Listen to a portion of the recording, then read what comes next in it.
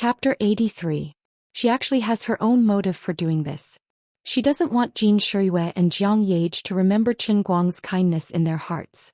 She directly gives enough money to make the two girls feel that they don't owe him anything. Qin Guang naturally won't be able to rely on this kindness to entangle with the two girls, killing two birds with one stone. Qin Guang glanced at it. My goodness, if I'm not wrong, this is 100,000? The old man's life is in danger of 100,000 today. Big Beard Deng hasn't even gotten his 100,000 yet, and there's already a harvest here. Today is a good day to go out, a good day to get rich, a good day to get 100,000. That's right, what tea and chat, what dear melody, it's all for nothing, it's still the bright red money that's more practical. Come to think of it, this is the first time I've seen something as grand as a check. You can just write something on it and you can get money?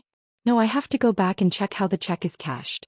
Of course, I definitely can't ask now. I can't let others see through the truth of the old man's ignorance. How can I accept this? Qin Guang pretended to decline while slowly stretching out his hand.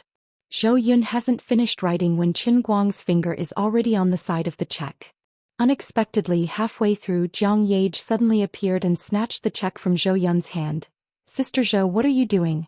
Qin Guang saved my and Sister Shiyue's lives. 100,000 yuan is enough to send him off? My and Sister Shiyue's lives are only worth 100,000 yuan? Are you humiliating Brother Qin Guang? Or are you humiliating me and Sister Shiyue? How can you use the stink of money to tarnish Brother Qin Guang's life-saving grace? Jiang Yage is a little angry. She is a clever person. How can Zhou Yun's cunning thoughts be hidden from her? She would not easily get angry with Zhou Yun over other matters. But I have feelings for Qin Guang and you still dare to interfere. Do you really think that I, Jiang Yage, am someone you can manipulate? Jin Shiyue, who was standing on the side, knew her sister like the back of her hand. Knowing that she was angry, she hurriedly smoothed things over. Yage, don't be like this. Sister Zhou didn't mean that. Don't make trouble. She might not listen to others, but since Jin Shiyue said so, Jiang Yage first looked straight at Zhou Yun, then put the checkbook back in Zhou Yun's hands and said, Sister Zhou, I'm sorry, I was a little too excited. Zhou Yun nodded repeatedly and smiled apologetically. No, I was thoughtless.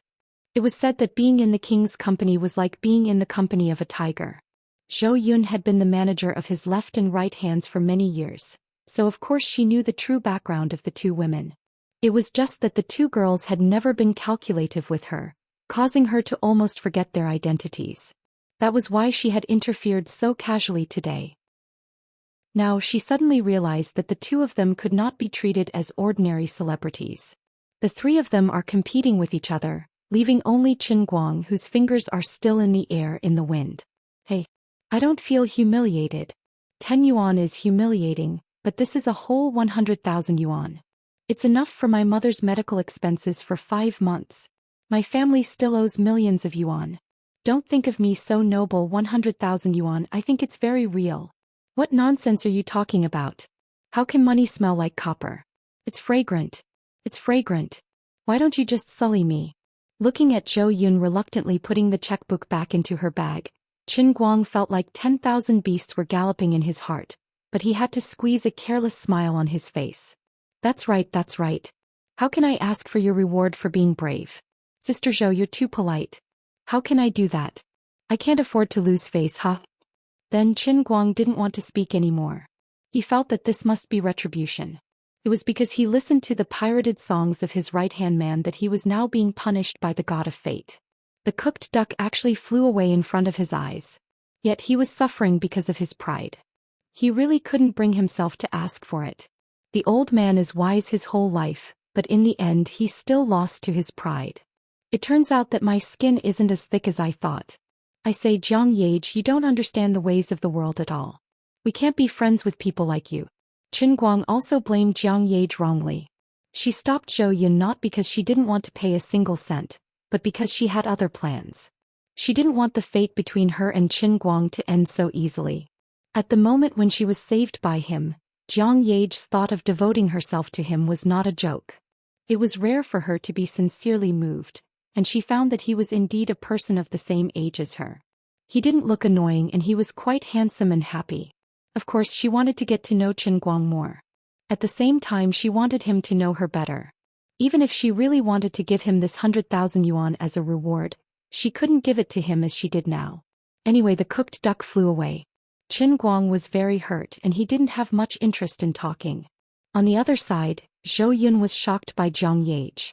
She suddenly remembered that she was just a manager who did odd jobs for others, so she didn't do anything extra. Fortunately, this place wasn't far from the filming location. The awkward scene didn't even last for 10 seconds. After turning the corner, they saw the busy crew in front of them. Seeing that they were back, someone immediately came to look for Jin Shuiwei and Jiang Yage. You two are finally back. Director Deng said that in this group of shots, Yage, you should have the feeling that you have just fought with someone, and there must be blood on your clothes and face. The people of the #1 makeup group are looking for you everywhere. The staff member walked over in a hurry and urged Jiang Yage to go with him quickly. On the other side, Jin Shuiwei was also caught by someone. The male lead came to look for her. Qin Guang didn't stay idle. A young man ran over and pulled Qin Guang, saying, "Hello, you are Qin Guang, right? Director Deng specifically asked me to guide you in your scenes. Come with me first. Put on your makeup first. I'll talk to you about the play while you do it." It was related to whether he could make a meteoric rise and embark on the road of Best Actor. Qin Guang immediately went into work mode and followed the young man to the makeup room. He thought that Big Beard Deng was really professional. He was just a 30-second piece of trash with no lines, and he even sent someone to talk to him about the play. Just because of Big Beard Deng's care, he had to bring out his best state no matter what. He couldn't ruin his reputation. He and Jiang Yage didn't go in the same direction. The makeup requirements of the leading actors were completely different from that of the extras. When passing by the shooting location, Qin Guang heard Big Beard Deng shouting at the top of his voice. The way his saliva was flying and he was pointing to the east and the west looked really interesting. Qin Guang instantly understood why Big Beard Deng didn't have time to pick him up. He felt that Deng Xiaojiang on the set was like a perpetual motion machine. As long as he stood there, no matter whether he was using his brain or pointing his fingers, he couldn't stop at all. Chapter 84. Click, click, click. So yeah. I've told you many times. Did you not have breakfast or something? You have to be quick when you mount the horse. Do you look like you're running away in a panic with that sluggish look of yours? Yes, I know you don't know how to ride a horse, but I'm not asking you to ride me. You don't have to ask a stunt double to mount the horse, do you? This is a close-up of his face. You better show me some form. Hey, old ma. Isn't Zhou Xian a little too short for you? Or else you can find me a shorter horse. Hurry up. Hey, what are you doing? If the horse is shorter, won't the camera on the slide be shorter too? Are you stupid? How much shorter? Can't you use a ruler to measure it yourself? Why do you have to ask me for everything? Old ma, are you looking for trouble? Open your eyes wide for me to see. It was written in black and white in the script. Counselor Zhuge opens the tent, rushes out, flips onto the white horse, fiercely lashes the horsewhip and rushes into the depths of the forest. You brought me a stray horse? Are you King kidding me? Qin Guang knew the actor Zhou Xian who was being scolded. He was a big shot, but after being scolded by Deng Xiaojiang, he only nodded vigorously without saying anything on his face. Under Deng Xiaojiang's command, the rest of the crew ran around the set, busily preparing. The site supervisor, Old Ma, was the most miserable. He was like a spinning top under Deng Xiaojiang's command, his head spinning non-stop. After being scolded badly by Deng Xiaojiang, he turned around and scolded Xiao Hu from the prop team. It was so noisy on the set that it was like a food market. If he hadn't known that this was a movie and that Deng Xiaojiang was just standing there, Qin Guang would have thought that he had gone to the wrong place. However, after the bustling and noisy preparation work was completed, following Deng Xiaojiang's order, the previously noisy set suddenly quieted down. Not a single sound could be heard as everyone went about their duties. When Qin Guang saw this scene from afar, he subconsciously began to walk on his tiptoes, not daring to make the slightest sound for fear of disturbing the filming. He was even more surprised to find that the crew members, who had been running around like headless flies, had somehow found their places. The seemingly messy set instantly turned into a sophisticated machine, revealing its order in the chaos, like an exquisite work of art. Art, as expected of a famous director. Qin Guang exclaimed inwardly. Previously, when he saw Deng Xiaojiang, he thought that he was quite amusing. Now that he was on the set, he was so awe-inspiring and imposing. Yet he couldn't help but be impressed. His eyes were really different. He could single-handedly command over 100 people on the set, and his eyes could see places that others couldn't. Although his words were unpleasant to hear, like a machine gun firing at people everywhere, they were always unable to refute. With a wave of his hand, everyone instantly found their backbone. Amazing. Really amazing. Qin Guang felt that the pressure on his shoulders was even greater. Deng Xiaojiang was such a strict and serious person, but he took care of him like this and gave him a great opportunity. Previously he didn't think that this was too great. He also understood that Deng Xiaojiang was looking for a suitable reason to formally repay the life-saving grace in Painting Lake that day. But at this moment, Qin Guang knew how precious and rare this opportunity was. Silently following the assistant to the group makeup room, Qin Guang sat down and let the makeup artist fiddle with his face. The assistant next to him took the initiative to say, "Brother Qin Guang, time is tight, let's make a long story short. You don't have any acting experience before, right?" Qin Guang answered honestly, "Yes, in the past 2 weeks I've crammed a lot of books on actors. I've probably read Actors' Self-Cultivation, Film and Television Performance Basics. These books. I hope they'll be of some use." Qin Guang's words slightly surprised the assistant. He didn't expect this super loyal brother to be so concerned about this matter. He had done so much research before coming. In fact, the assistant was just a little inconspicuous assistant in the crew. He had just graduated from the directing major of Chinese drama school less than a year ago, and had been working with Deng Xiaojiang's team to accumulate experience. Earlier that day, Deng Xiaojiang had specifically looked for him, which had flattered him. After Deng Xiaojiang had finished explaining the situation, he felt strange, but his fighting spirit was also high. Everyone knew that Deng Xiaojiang had a very strict attitude when it came to making films. Ever since he had become famous, there had been very few cases of people entering through the back door. To be able to get into his film, one had to be able to get his approval, and the other had to be the actor's image that he wanted. Even for some seemingly unimportant extras, Deng Xiaojiang had always used experienced actors who had been in the film and television industry for a long time. For example, Qin Guang, a non-performing student with no acting experience, had been directly pulled into the crew by Deng Xiaojiang and given the role of deputy general in fresh clothes and armor. He had been on stage for 30 seconds and even his face could be seen clearly on camera. This was really a first in the history of the world. This was a challenge, but it was also an opportunity.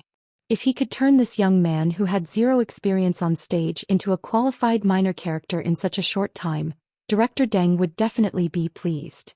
In the future, Deng Xiaojiang's team would definitely value him more. But at first he was still a little apprehensive. When it came to acting, people who didn't understand it would think it was easy and simple. But as an expert, the assistant knew that a qualified actor's skills on stage couldn't be fake. Deng Xiaojiang had strict requirements for movies, and he would be able to see through the slightest mistake with a single glance. These 30 seconds were going to be a tough battle. But luckily it was only 30 seconds. Bro, you actually made up for it yourself. Thank God, this has a lot of potential. Even if your acting skills are like a blank piece of paper, bro, I'll give you an emergency training. It shouldn't be that you can't even last 30 seconds. Then let's start now. The assistant shouted in high spirits, startling the makeup artist who was applying a wig to Qin Guang. Qin Guang nodded solemnly. Okay. About 2 hours later, the assistant, who had been proud of his future and full of enthusiasm for life, began to doubt his own life. Looking at Qin Guang, who had connections, the assistant felt that Qin Guang must be sent by the heavens to punish him, right? I can't accept this way of life. Heavens. Earth. This bro is poisonous. Chapter 85. If he really had zero acting skills, I might be able to salvage the situation. But his acting skills are not zero, it's negative. Bro, you've been learning how not to be a qualified actor for the past 2 weeks. Ever since this assistant had graduated, he had joined Deng Xiaojiang's team. A newcomer who could be picked by Big Beard Deng was also quite talented in the school. After traveling with Big Beard Deng for a year, the assistant boasted that he was very knowledgeable. He had seen all kinds of people and actors. He had also taken on some commercials and acted as a director. He had some achievements and met all kinds of talents. The investor had sent his mistress over to play around with a rich second-generation heir. There was also his cousin who was studying in high school. Which one of them had a foundation in acting? Didn't that mean that under his constant guidance, the commercial was successfully shot? In the past, the assistant thought that he was talented and that he would eventually become an evergreen tree in the Chinese film industry like Big Beard Deng. He would become a top director who perfectly combined business and art. He would leave behind one blockbuster film after another that was worthy of praise and box office hits. He would leave a strong mark in the history of the Chinese film industry. Until he met Qin Guang. Whether it was the performance type, the method type, or the most extreme experiential type, the assistant thought that he could explain the profound in simple terms to Qin Guang and did a very good personal demonstration. At the same time, he spent a lot of effort to understand the state of the assistant general that Qin Guang was going to play. You are the assistant general. The general that you deeply respect is being humiliated by the other general in a scolding match. How do you feel at this time? Anger. Unwillingness. Hate each other. With a strong urge to fight with the other party for 300 rounds to restore the dignity of the general. Look at my expression. How should a person look when they are angry? Eyes wide open, nostrils slightly open, lips slightly long, teeth clenched. Come look at my expression first. Try it in front of this mirror. This was the technique of the performance type. Your nostrils are too big. You remind me of Erkong. Your nostrils are almost covering your face. Can you shrink it a little? Bro, you are hysterical, not angry. Bro, the mirror is crying because of you. Well, for a person with no foundation, it is a bit difficult to use the performance type to act. Let's change our way of thinking. Bro Qin Guang, who is the person that you respect the most since you were a child? The assistant chose to give up the performance type. Qin Guang shook his head. It's my dad. Bro Yang, wait a minute. I know what you want to say. You must want to say, imagine him being humiliated by someone. What kind of expression should he use to face it? You might really say a few curses to demonstrate, but Brother Yang, with my temper, I'm usually very easy to talk to. I just can't stand people talking bad about my parents. I'm not joking. I really can't say it. Why don't you change your example? I'm really sorry. When the assistant named Yang Shi heard this, he secretly rolled his eyes. If you weren't personally invited by Director Deng, I would really want to strangle you to death. Yang Shi was helpless. Then let's change the person. You are a language teacher in primary school, right? What do you think? Qin Guang was silent. That's my mom. In the end, it was Qin Guang's fake cousin who got implicated. Of course, it was useless. In fact, if it was Qin Guang's parents, not only would it be useless, Qin Guang might even have to go to the hospital to recuperate for a while. Well, the method was also an avalanche. Experience type? Yang Shi only wanted to say 2 words. God had mercy. When Yang Shi was about to collapse, it was lunchtime. The short rest saved his crumbling mind, but it brought him an even more terrifying nightmare. The reason was simple. Big Beard Deng was carrying a lunchbox and strolling over. As Big Beard Deng walked, he stuffed food into his mouth while greeting the crew members who passed by.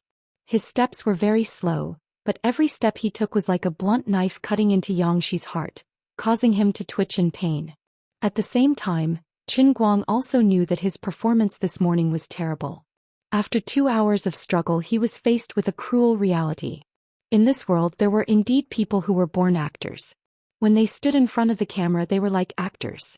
However, there were also people who were not born actors. When they stood in front of the camera, they were like a tragedy. Unfortunately, this tragedy was him. Studying hard for 2 weeks was useless. It only left him with scars. He was helpless. Usually he swindled people and lied with his eyes wide open. He felt no pressure doing these things. Although he had suffered many setbacks during the past 2 weeks of hard work and was jokingly called the worst acting in history by his classmates, Qin Guang still insisted that he could become a qualified actor. They were just playing a harmless joke on him. But after talking with Yang Shi for so long, he finally realized that he was wrong. Very wrong. The white snake and the other scumbags with their big mouths were not kidding. They were right. They were serious. How embarrassing. How hopeless. Qin Guang also worked very hard. He imagined the scene in his mind.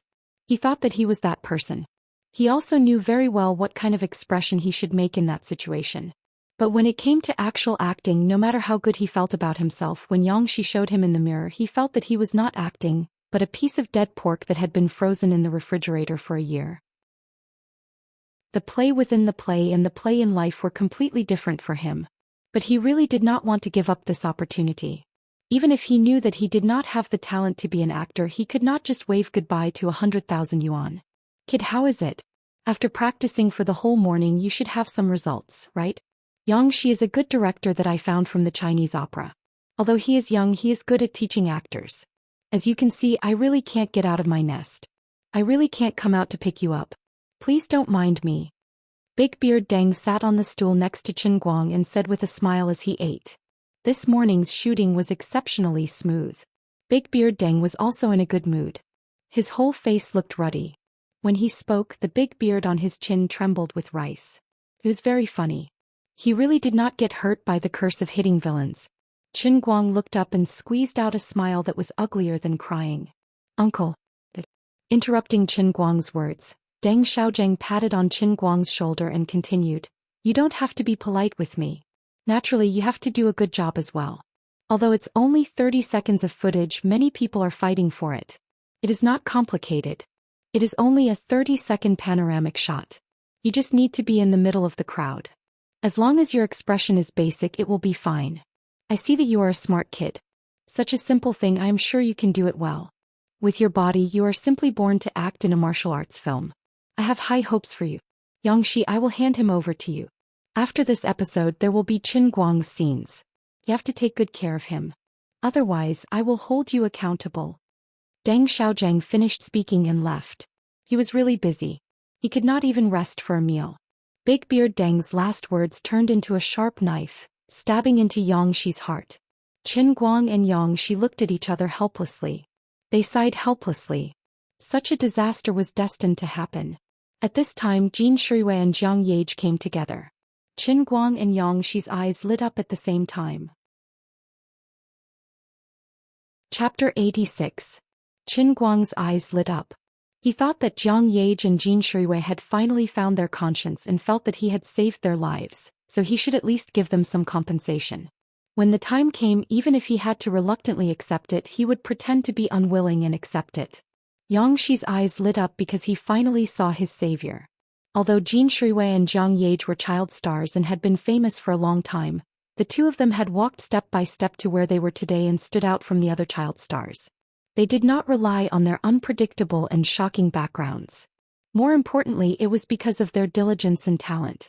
Deng Xiaozheng had once told Xianxia that the reason why he had chosen the left-hand and right-hand duo for this movie was because the two of them were very compatible with the temperament of the character he wanted. The other reason was because of their acting skills. Even a great director like Big Beard Deng, who had seen a lot of things, admired them very much. Different from the general young actors, most of whom are mainly methodical and experiential, Jin Shuiwei and Jiang Yage are out-and-out expressionists. The control of the two's micro-expressions, a frown, a smile, a frown, and a curl of the lips, were all controlled to the pinnacle, not a bit more, not a bit less. Even Big Beard Deng was amazed. It was really rare to see such a young person reach such a realm in the path of expressionism. Usually, top-notch performers were the exclusive domain of veteran actors, but these two had broken this convention. It could only be explained that these two girls were born with excellent acting skills, and had perfect control of their expressions and body details. If not for the fact that the two girls were really young, when Deng Xiaozheng chatted with Xianxia and his other subordinates, he would have described Jin Shuiwei and Jiang Yage as masters of expressionism. Xianxia's current idea was to let Jin Shuiwei and Jiang Yage, the two top-notch young actors, save Chen Guang, who was a rotten piece of wood that he could not carve. They were his last hope. However, he didn't see that Chen Guang was brought in by Jin Jiang and Li Yinghong. He was also worried that these two big shots wouldn't be willing to lower their status to do such an arduous and unrewarding task. According to Xianxia's judgment, the difficulty of saving Lord Chen Guang's pathetic acting skills was as high as 9-0. Forget it, I'll bite the bullet and give it a try. After all, this little brother saved the lives of two big shots. If they're not busy, they might agree, right? Xianxia decided to take a risk. Just as he stood up and summoned his courage to greet the two young bigwigs, Jiang Yage skipped over and sat next to Chen Guang. She slapped Chen Guang's shoulder and almost shook Chen Guang's chopsticks off. Brother Chen Guang, how are you doing? Good luck. I have faith in you. This is your first time in the film and television industry, and you can get 30 seconds of scenes in Big Beard's movie. Seize this opportunity and you'll soar to the sky. Chen Guang rolled his eyes. You're not here to give me money. What are you doing here? Don't talk to me. I just want to find a hole to hide in right now. On the other side, Jiang Yage's super familiar actions and tone made Xianxia, who hadn't had time to speak, dumbfounded. Since when did she become so easy to talk to? Jin Shuiwei didn't sit down. Instead, she took the initiative to talk to Xianxia. Director Yang, you don't look well. Xianxia was stunned. He wondered what had happened. Why would she care about a small role in the crew? Could it be? Is there any difficulty in improving Qin Guang's acting skills? Jin Shuiwei continued. Well, in fact, she was still concerned about this guy who got in through connections. It had nothing to do with me. But since you've taken the initiative to ask, I'll tell you about my nightmare this morning. About 3 minutes later, Jin Shuiwei and Jiang Yage finally finished listening to Xi's tearful complaint. Qin Guang was also stunned. Bro, do you have to be like this? I don't have much talent, but I can't possibly hurt a young talent like you, who was praised by Big Beard Deng as a good actor. From what you're saying, you're planning to retire from the industry and wash your hands of gold, right? My acting skills are so tyrannical that I can destroy a young director's worldview and outlook on life? Qin Guang didn't know that at this time, Xianxia was really worried about him. He felt that Big Beard Deng had handed him over to him and in the end taught him a disaster. Of course, it would make his life gloomy from then on. You two please help me. Director Deng said that the two of you are rare performance masters among the young actors. Please help me give some pointers to little brother Qin Guang, and let him be a little enlightened. He really doesn't have the slightest bit of talent. Even if he knew that his words would offend people, Xianxia couldn't control his own mouth. When Jiang Yage heard Xianxia scolding her sweetheart like this, she was immediately unhappy. Director Yang, look at what you're saying. Is our family's brother Qin Guang so unbearable? I really don't like hearing your words. Fine, this lady will personally teach him. Anyway, the next line doesn't include me and Shuiwei. I don't believe that this rotten wood can be so rotten. Our family's brother Qin Guang? As expected, Jiang Yage's words shocked people to death. Qin Guang, Jin Shuiwei and Xianxia were all shocked by her words. Jin Shuiwei poked Jiang Yage's waist with all her might. She gave her a look. You're going too far. Too far. Jiang Yage laughed mischievously. Just kidding, just kidding. Don't take it seriously. All right, since brother Qin Guang has encountered a problem, us sisters should naturally pull out our swords to help. Xianxia nodded her head like a chick pecking rice. I'll be relying on you too. An hour later, there were 2 more actors in this world who were doubting their lives. Jin Shuiwei and Xianxia realized that using rotten wood to describe Qin Guang's acting skills was an insult to rotten wood. No matter how capable he was in the water, when it came to acting, he was basically an ironwood slag. Once he sank, he wouldn't be able to get up. Jin Shuiwei blushed and looked helplessly at Qin Guang. She couldn't say it out loud. Jiang Yage was the one who spoke her mind.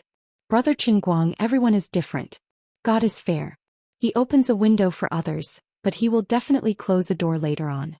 Even if you can't be an actor, it doesn't matter. You're very good in other aspects. Xianxia also had a bitter expression on his face. He couldn't say a word for a long time. His last life-saving straw had been burned to ashes by the destructive negative acting skills.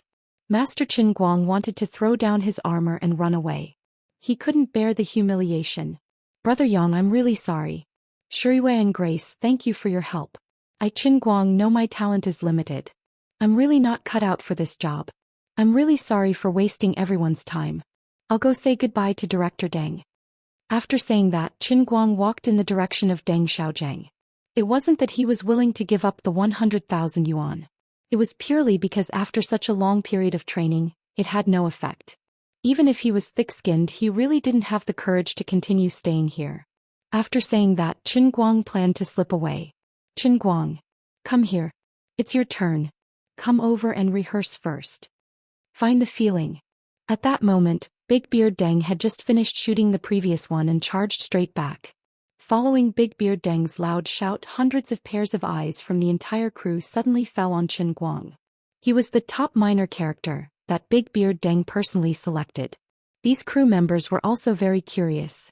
They all wanted to know if this life-saving benefactor could take this opportunity to enter the entertainment industry. After all, Big Beard Deng rarely made a mistake in judging people. Qin Guang's face turned completely white. This time it was impossible for him to slip away quietly. However, he couldn't just throw away his job in front of so many people and ruin Big Beard Deng's stage. What should the old man do? Really save me. Quick, give me a world in a cup to practice my acting skills. Chapter 87. Unfortunately, Luli ignored him because he didn't bring the life-saving artifact with him at all, but left it in the car. Hello kitty pink cup cover, I finally messed up. If I had known earlier, I wouldn't have been afraid of embarrassing myself and brought the cup with me. I'm going to kneel. Otherwise, I should just stop being lazy and go buy a normal cup cover as soon as possible. Soldiers are trained for 1,000 days to be used in a single moment. Right now the old man really needs the Holy Grail to save his career, but he left his only savior in the car. I want to die. Deng Xiaozhang called out to him, but seeing that he didn't move, he simply turned around and walked over, laughing as he patted Qin Guang's chest. Kid, weren't you pretty capable before? Why are you so scared now? This isn't like you. Come on, don't be afraid. I'm here to watch. I don't believe that I can't bring you to 30 seconds of the scene. Deng Xiaozhang pulled Qin Guang toward the middle of the crowd of people on the set. There were already quite a few people there. The nearby walk-on actors were so envious that their eyeballs almost popped out. To be brought in by Deng Xiaozhang personally, this was simply a VIP among walk-ons. Director Deng. Qin Guang wasn't a person without integrity. Even if he wanted to get 100,000 yuan, he felt that he couldn't ruin Deng Xiaozhang's reputation and movie. He decided to confess and be lenient. Deng Xiaozhang glared at him. Why are you stuttering? Let me tell you. You're not allowed to back out. To tell you the truth, 100,000 yuan was already prepared for you a long time ago. Originally, even if you didn't succeed, as long as you just got the armor back, I would have given you the full amount. But I can't stand seeing you being so wishy-washy. Today, if you don't stay in my scene for 30 seconds, I'm really going to be thick-skinned and not give it to you. What are you afraid of? Deng Xiaozhang, am going to put my reputation on the line. Even if you don't have any talent, I'll still bring you to stay in this movie for 30 seconds. You can even show your face. Deng Xiaozhang didn't know how much Xianxia had taught Qin Guang, but he felt that even if Qin Guang hadn't learned anything at all, it wouldn't be difficult for him to sell it now. My uncle. Do you have to make such a grand aspiration? I feel like both of us will be put in a difficult position. As a result, the VIP walk-on Qin Guang was dragged to the center of the set in a daze by Deng Xiaozhang. Then he was pushed onto the back of a horse and sat behind the general with his neck hunched. He didn't look like a general, but more like a prisoner on his way to the execution ground. After a brief hubbub, the noisy set immediately entered rehearsal mode under Big Beard Deng's orders. At this time, although Big Beard Deng had already seen that Qin Guang's condition was not right, he was still full of confidence. No matter who it was, they would not be able to adapt when they appeared on camera for the first time. 2 hours later, Big Beard Deng was completely dumbfounded. He was extremely picky when it came to making movies. Even the slightest flaw would be seen by him on the monitor, and he had zero tolerance for any flaws. That was why his movies were a perfect combination of commercial and artistic value. But it was a pity that Qin Guang's acting skills couldn't be called flaws, but lightning and fire. Big Beard Deng didn't blame Xianxia. With his attainments, he could see that it wasn't that Xianxia didn't work hard, but that Qin Guang was hopeless.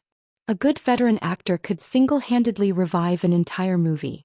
A rat's poop could also spoil an entire pot of soup. Unfortunately, Qin Guang was the top-notch rat poop in this pot of soup that could fight 100 by himself. Even though Big Beard Deng had deliberately adjusted the position of the camera so that most of Qin Guang's body was hidden behind the general, only a small part of his face was exposed. But that strong sense of incongruity still broke through the sky again and again.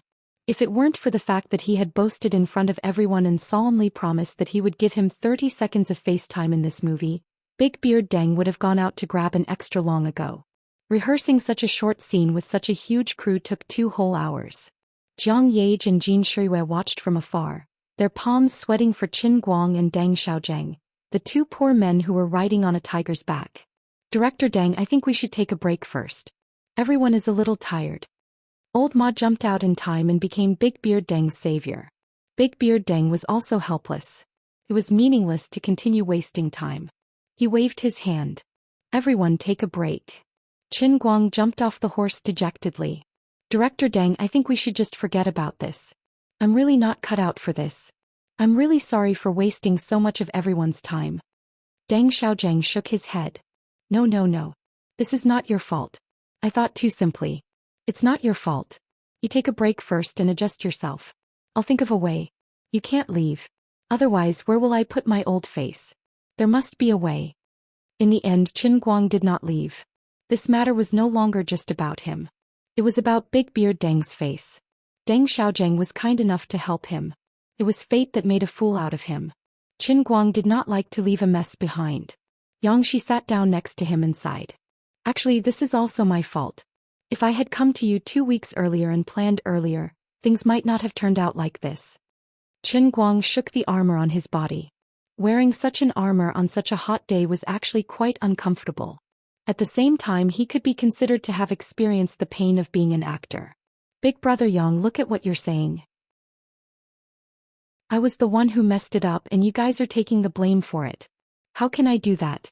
As the two were talking, Jiang Yage ran over with a phone. It was the phone that Qin Guang had given to the props team before the audition. She said, Brother Qin Guang, it's a call for you. She, on the other hand, had become an errand boy. Thanks. Qin Guang took the phone and saw that it was Sun Xiaoxuan. Well, today's acting was ruined and the swimming competition was cancelled. What an unlucky year. Sun Xiaoxuan asked where he was when he answered the phone. Of course, Qin Guang could not tell the truth. He only said that he was in an emergency and was not at school. Naturally, he could only withdraw from the competition. Sun Xiaoxuan was considerate. He did not ask where he went or what he was doing. Instead, he comforted him. When he finally hung up the phone, Sun Xiaoxuan said that the counselor Zhou Xian had been waiting at the swimming pool for 2 hours, but she did not see him. She did not look good, so he asked Qin Guang to go back to school and find a chance to explain it to teacher Zhou. After hanging up the phone, Master Qin Guang sighed heavily. This is bad. Sigh. Beside Qin Guang, Jiang Yage, Jin Shiyue, and Yang Shi all sighed in unison. Chapter 88. In such a large set, rumors were already flying everywhere.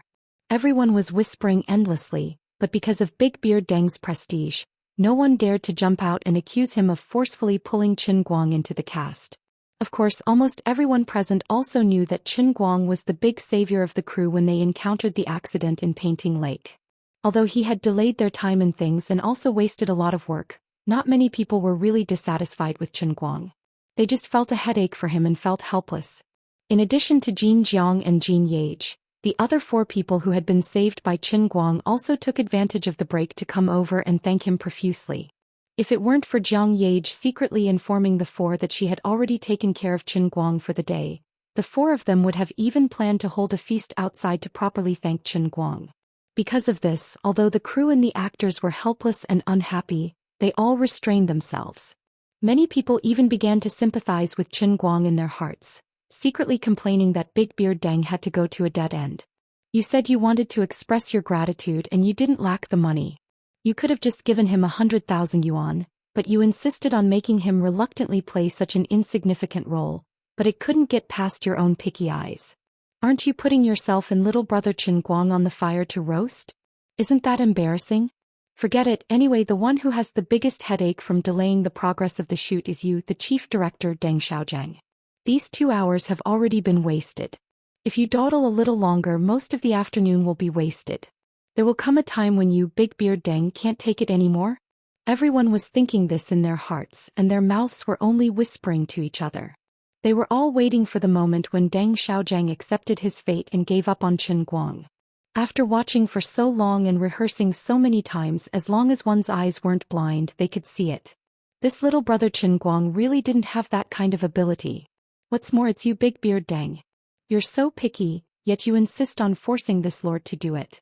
You're making things difficult for him and you're making things difficult for yourself. Unfortunately, Deng Xiaozhang had a stubborn temper. Once he decided on something, he would not turn back until he hit the southern wall. Now his head was almost full of bumps, but he still stubbornly refused to give up. Old Ma had tried to persuade him many times, but Big Beard Deng did not listen. My dear old Deng, look at brother Qin Guang's appearance now. Look at the others too. It's such a hot day, yet everyone is wrapped up tightly in their armor. It's so tiring. Look, everyone is sweating and their faces are red.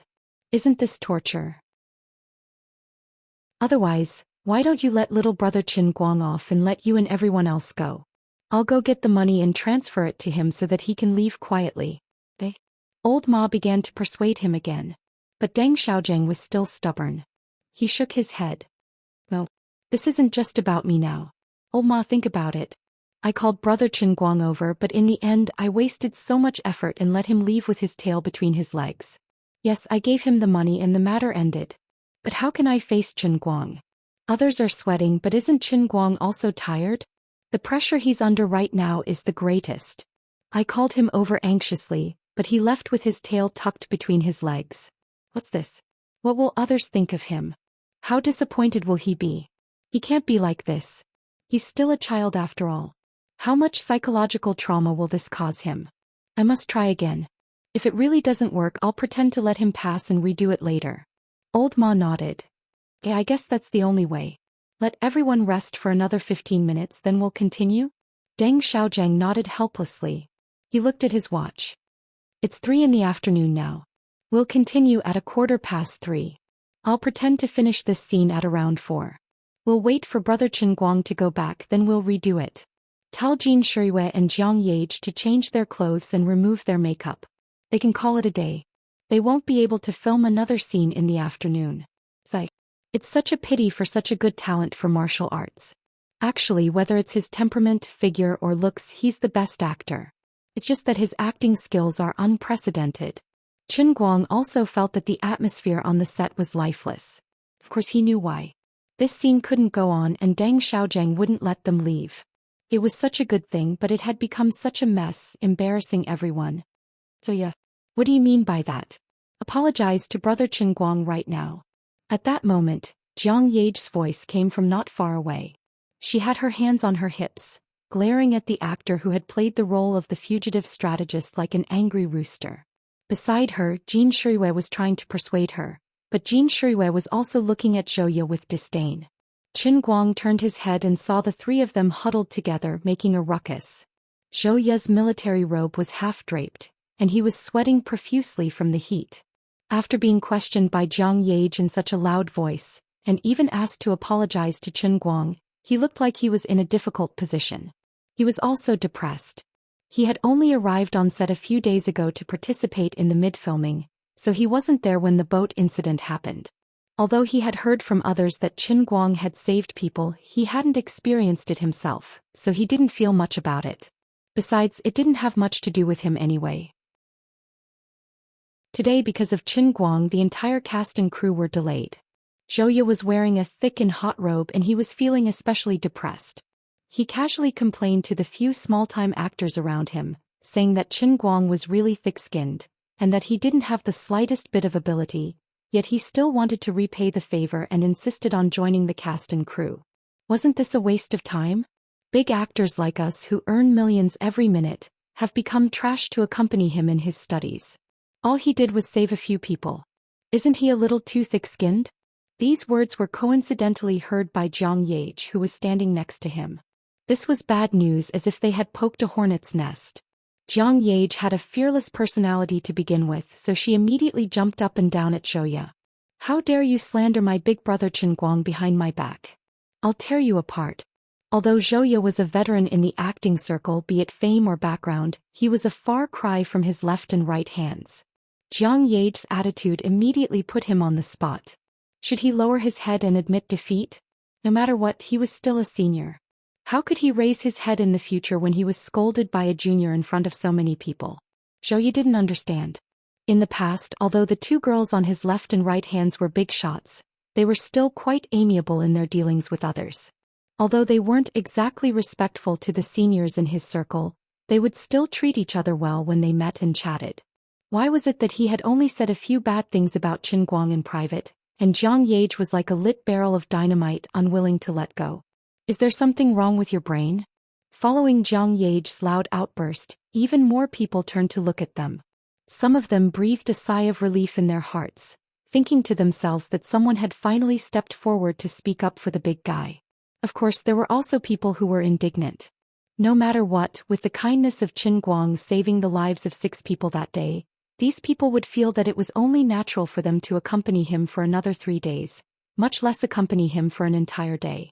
Yu Xiaoya didn't see the situation at that time. It was really a matter of life and death. 6 lives were lost. Even Jin Shuiwei and Jiang Yage were among them. This act of bravery for a just cause was priceless. Chapter 89. Seeing that the quarrel had broken out, some people wanted to step forward and mediate. However, the quarrel was between the 2 superstars on one side and the veteran actor Zhou Xian on the other. The quarrel was rather high-end. If it was not for the fact that the 2 parties were on good terms with each other, ordinary people would not have dared to step in, for fear of bringing trouble upon themselves. Of course, the person who was the most agitated at the moment was Jiang Yage. The other people in the production team who had worked with the 2 of them for a long time had a rough idea of their personalities. Jin Shuiwei was easier to deal with. She was steady and dignified and would not easily reveal her true colors. Jiang Yage and Jin Shuiwei were complete opposites. If Jin Shuiwei was a dignified and beautiful young lady from a respectable family, Jiang Yage was purely an unruly and willful young lady from a rich family. Jiang Yage's personality was not entirely a headache. At least within the production team she was quite popular. Although she was a big-shot celebrity herself, she never put on any airs. Instead, she could always chat happily with the people around her without any sense of propriety. At the same time, everyone knew that once this lady's temper flared up, it was impossible to hold her back. The dense beard on Big Beard Deng's face had once been chipped off by this lady angrily with a lighter. In the end, the only person who dared to step forward to mediate was Deng Xiaojiang. All right, what's with the quarrel? Behave yourselves. This is still work, all of you better be serious. Big Beard Deng shouted at the top of his lungs as he walked over. After all, Big Beard Deng was the backbone of everyone on the set. As soon as he moved, many people immediately turned to look at him. When Zhou Xian saw that Big Beard Deng had been lured over, he instinctively shrunk his neck. Actually, he was not in a good state that day, and he was afraid that Big Beard would take advantage of the situation to teach him a lesson. Jiang Yage, on the other hand, seemed to have found someone to rely on. She pointed at Zhou Xian and said, "Director Deng, you didn't hear what Zhou Xian said just now. Qin Guang helped us so much, so how can he speak of him in such a manner? He said that brother Qin Guang wanted to repay his kindness. This is too much." Hearing this, Deng Xiaogang's expression froze. He looked at Qin Guang, who was watching from afar with some shame. On the other side, Zhou Xian knew that things were not looking good when she saw Deng Xiaogang's expression. It seemed that Director Deng really cared about Qin Guang's feelings. If Jiang Yage had not pointed this out, perhaps the situation could have been eased. Now that things had come to this, Zhou Xian might as well throw caution to the wind. He stiffened his neck and said loudly, "Am I wrong? Yes. I knew he had saved someone. It was a great act of heroism. But could this be confused with whether he could act or not? Everyone knows that Director Deng's attitude towards making movies is one of the most serious and rigorous people in the industry. He strives for perfection. Our movie is also one of the most anticipated domestic blockbusters of the year on the internet. If Qin Guang really had the slightest ability to act well and could pass this scene under Director Deng's standards, of course it would be great news for everyone." As he said this, Zhou Xian gulped again. He carefully observed everyone's expressions and continued, "But now? How long has it been? It's been almost a whole day." Everyone could clearly see that he really didn't have the ability to do so, yet he still insisted on doing it. Director Deng owed him a favor, so he could not bring himself to make things clear. "But we are making a movie and we are doing art. We can't make do with this. The millions of people in the country will not agree to this. Since that's the case, someone has to stand up and be the bad guy. I Zhou Xian will take care of this bad guy today. It doesn't matter if I offend people, make everyone unhappy or make them unhappy, I Zhou Xian will accept it." Although Deng Xiaojiang was determined to let Qin Guang rehearse again, he could not deny that what Zhou Xian said made sense. He had already decided to pretend to let Qin Guang cross the line. This was the only compromise he could make. But on the surface he did not agree with Zhou Xian's opinion, so he glared at him and said, "Shut up. Whether my decision is right or wrong, I will take responsibility for it. It's not up to any of you to point your fingers and meddle in my affairs." As soon as Deng Xiaojiang said this, his eyes widened. The prestige of a famous director was on full display, and everyone immediately kept quiet out of fear. Everyone, including Zhou Xian, suddenly remembered that no matter what, the person standing in front of them was Deng Xiaojiang. Don't be fooled by his cheerful appearance, but when he really got angry, he was famous in the industry for not giving a damn about his own family. If he insisted on something, everyone had to shut up. As a famous director, he had this kind of temper and arrogance. Seeing that the situation had reached a boiling point, Qin Guang made up his mind. He stood up and said, "Director Deng. Qin Guang, don't mind me. I Deng Xiaojiang always keep my word. Whether it's right or wrong in my crew, I have the final say." Deng Xiaojiang interrupted Qin Guang. Qin Guang knew that his uncle was determined to stand up to him. Even if it meant offending a famous actor, he would not hesitate. To be honest, Qin Guang was very touched. He never thought that Deng Xiaojiang would side with him like this. Deng Xiaojiang had only saved a few people, yet Qin Guang had embarrassed him so much that he had no choice but to act unreasonable in front of everyone. Qin Guang felt very guilty. Qin Guang made a decision. "Director Deng. Call me uncle."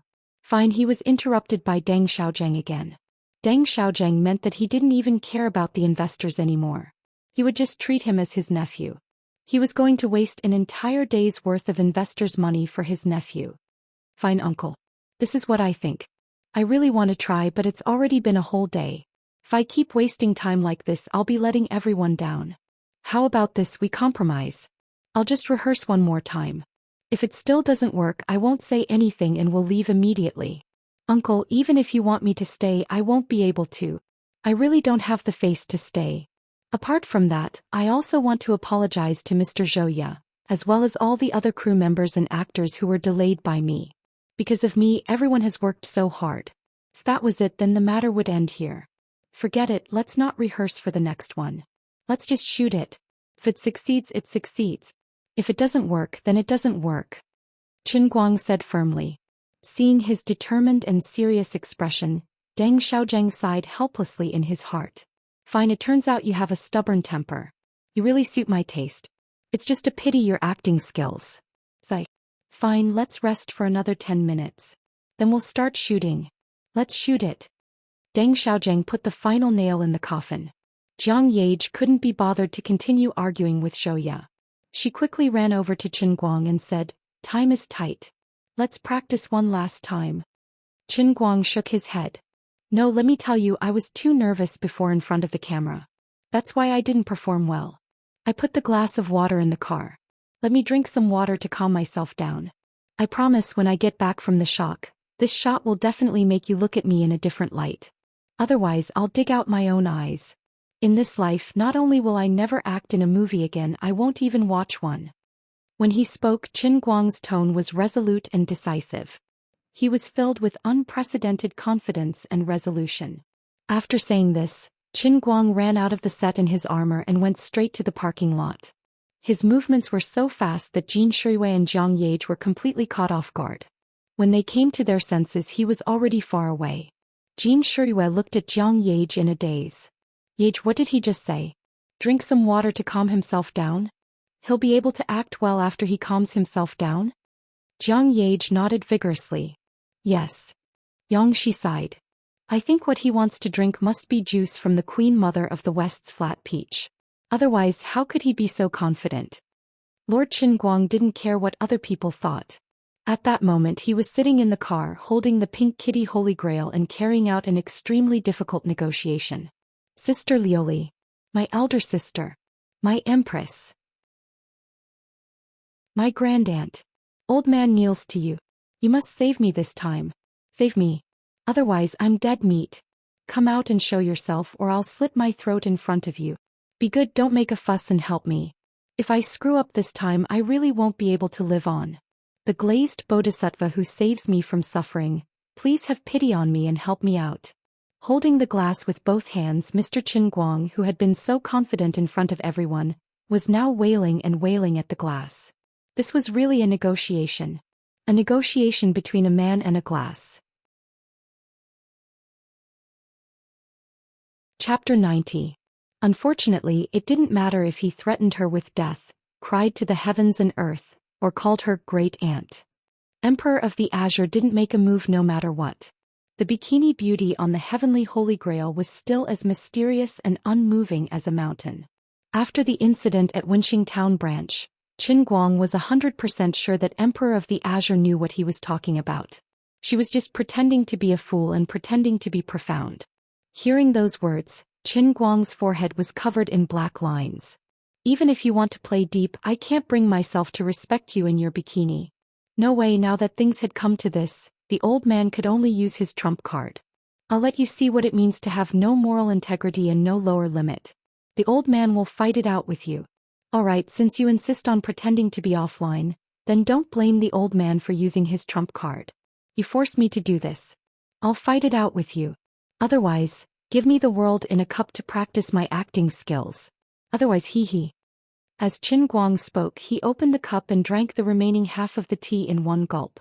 Then he poured the tea leaves away. Following that, he closed the car window and locked the car door.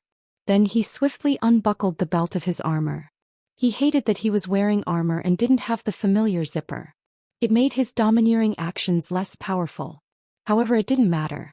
As expected, the Emperor of the Azure, who had been complacently in the world in a cup, had an ominous thought when she saw this scene. Looking at this grandson's posture, he was going to use that trick. This bastard was going to piss on the cup. Are you really going to break the limit of how low you can go in my billions and billions of years of life? I'm one of the top 10 god emperors in the endless heavenly realm, and I'm being threatened by a mere mortal like you. You should at least maintain basic respect for me, the god emperor. I really want to strangle this guy to death. When Qin Guang completely unbuckled his belt and was ready to take off his armor, Emperor of the Azure knew that she could not remain silent any longer. With Qin Guang's personality, he really could do it. Hey, don't go too far. The next time you enter the cup world, I'll let you have a taste of my goddess's 3 days and 3 nights. Emperor of the Azure couldn't hold it in any longer. She roared in Qin Guang's mind, "Don't you know that I'm preparing for the next world in the cup? You've forced me to come out and talk nonsense with you again. You've wasted my divine power and the energy of the heavenly Holy Grail for nothing. Believe it or not, you won't even have a health pod next time. You good for nothing. Can you not disturb me every time you encounter something? You're the God's chosen savior. Can you learn to be self-reliant?" Seeing that this woman finally couldn't hold it in any longer, Qin Guang was relieved. He was most afraid that she would completely disappear. As long as she appeared, there would definitely be room for discussion. He only asked, "Sis, don't joke around. You've already said that since I'm the God's chosen savior, I know that I have a very cool and domineering cheat. Wouldn't I be stupid if I didn't ask you for help when I'm in a bad situation?" "You're right. I have nothing to say to that." Emperor of the Azure was instantly defeated. Qin Guang grinned. "At least you know what's good for you. Hurry up and give me a world in the cup to improve my acting skills. Hurry up and stop talking nonsense. I really don't have that. The preparation work isn't complete yet. If you activate the world in the cup, you might die in there. Besides, even if I can give you the world in the cup now, it's impossible for you to practice your acting skills. Young man, wake up. Right now, the heavenly Holy Grail is only the most basic level. It's just for you to practice your English. At the same time, the Sea of Moments in the Immortal Heaven also gave you a great body. Or perhaps it's just to practice your gaming skills. These things that rely on reflexes and a little experience aren't a problem. However, acting skills are much more difficult than the previous 2 times. This requires you to have perfect control of your own emotions. More importantly, you need to be very familiar with the emotional changes of the character you're playing. This requires much more knowledge than learning English and playing games. You'll need at least the world in the cup, which is the 2nd level of heaven. For now, you'd better save it. Emperor of the Azure decisively rejected. There's no world in the cup. There's no room for discussion. Even if you want to pee into the cup, I'll accept it. Emperor of the Azure said seriously. I don't care. Anyway, you have to help me this time. If I can't act today, I won't live anymore. I'll let you have a taste of the holy virgin water that the old man has kept for so many years. Whatever you say is useless. You better be more like it. You have to know that you'll still have to use this cup to drink water later. Emperor of the Azure felt like her divinity was about to collapse. Qin Guang said coldly, Oh ho ho ho, for the sake of money, for the sake of the old man's reputation, I can totally overcome this difficulty. That's 180,000 yuan in total. That's enough for my mother's medical expenses for 9 months. For the sake of money, I'm going all out. I'm going to perish together with you. Don't you have the divine spell to control emotions? Give me one. I want to become the best actor in a second. Relying on the fact that he was the only savior, old Master Qinguang was so desperate, so shameless and so unscrupulous. He would only win if he was willing to fight. But look at me, I'm already wearing a bikini. If I do it again, I'll be naked. Besides, the next world in the cup will also be affected. I might not even be able to keep Mosaic's nutrition pod. You're such a short-sighted person. You can't be this shameless. You're forcing a good girl to be a prostitute. This old lady is a decent god emperor. How am I going to raise my head and be a god in the future? Liuli deeply experienced a famous saying on earth that she had just learned not long ago. She was the golden finger that could take him to show off and fly, but he didn't hesitate to put down his moral integrity for the sake of a small profit in front of him. Killing the goose that lays the golden eggs. Sinful. Stupid. Mortal. Qin Guang chuckled. Didn't I buy a cute jacket for you? Look at this pink, how cute is it? Besides, I also swear to God that even if you really become naked, I will absolutely not take this cup off. I guarantee that you won't be exposed. After a period of time, won't your lustrous feather dress slowly recover? As for the world in the cup being affected, who cares so much? In any case, I need your help now. I can't wait for a second. I can't even get through the current difficulties and the avalanche is about to happen. Who cares about what will happen in the future? Stop talking nonsense. I think you won't accept a toast only to be punished. Old man will let you see my determination. Take this. After saying that, he really intended to untie his belt. Chapter 91. Emperor of the Azure's face was livid. Young man, you're courting death. The next time you come in, I'll strangle you to death. I don't even want my face anymore. Why would I be afraid of death? Friend, you're too naive. Give me a definite answer.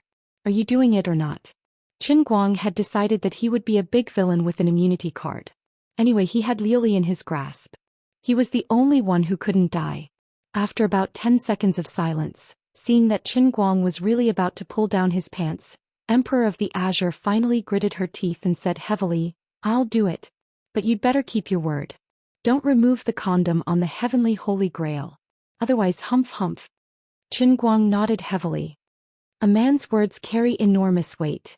You're such a B***Tishin, you have the cheek to say that I'm a man? I'm really unlucky to have chosen you. Cut the crap and bring me to your whatever filming site. Remember not to let me leave your side. When you get on the horse, I'll give you a super domineering top-notch mind control. You'll have top-notch acting skills for at least half an hour. But I'll say the ugly words first.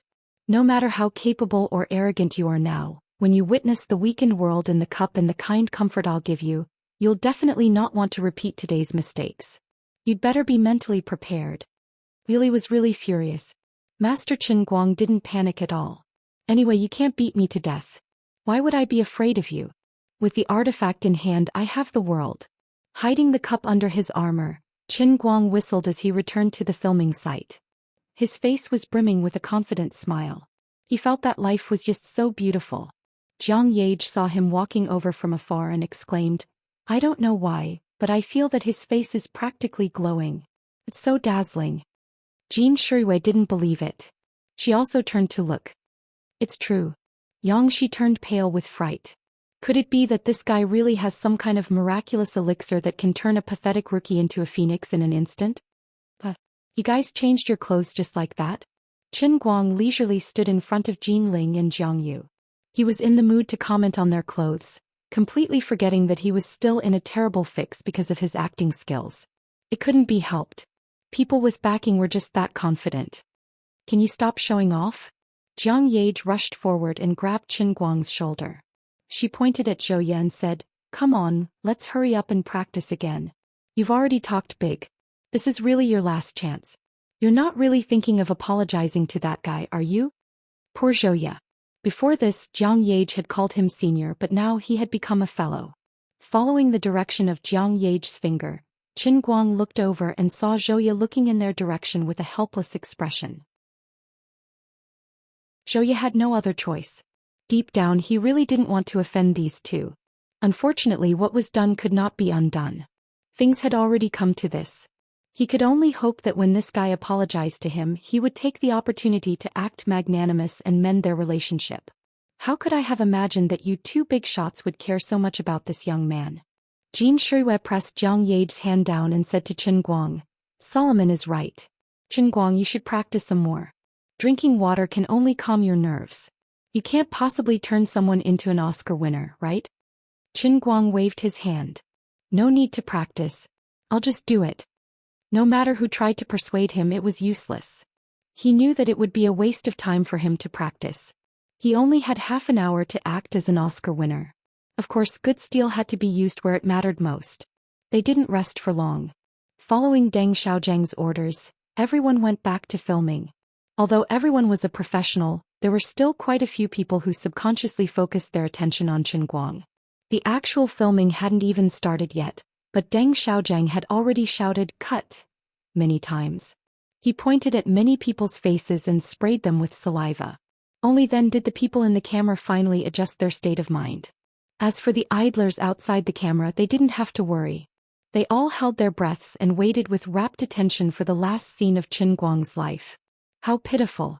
After today's performance, he would probably have a shadow in his heart whenever he saw the set again. At that moment, Deng Xiaozhang looked at Qin Guang, who was riding on a warhorse and wearing a suit of armor. He also felt that the wind was bleak and the water was cold, and that the hero would never return. He silently prayed in his heart, "Brother Qin Guang, have a safe journey." Although Zhou couldn't turn his head to look at Qin Guang, he still thought to himself, "I've really underestimated this kid's shamelessness. If it were me, I would have left a long time ago. I never thought that he would actually dare to come back." He mounted his horse again and stood in front of the camera. "Keep trying to show off. I'd like to see how embarrassed you are later. If you're really here to apologize sincerely, then I'll reluctantly forgive you for the sake of Jin Shuiwei and Jiang Yage." On the other side, Jin Shuiwei, Jiang Yage and Xianxia seemed to have foreseen the ending. They stood far away with their fists clenched tightly and tears in their eyes.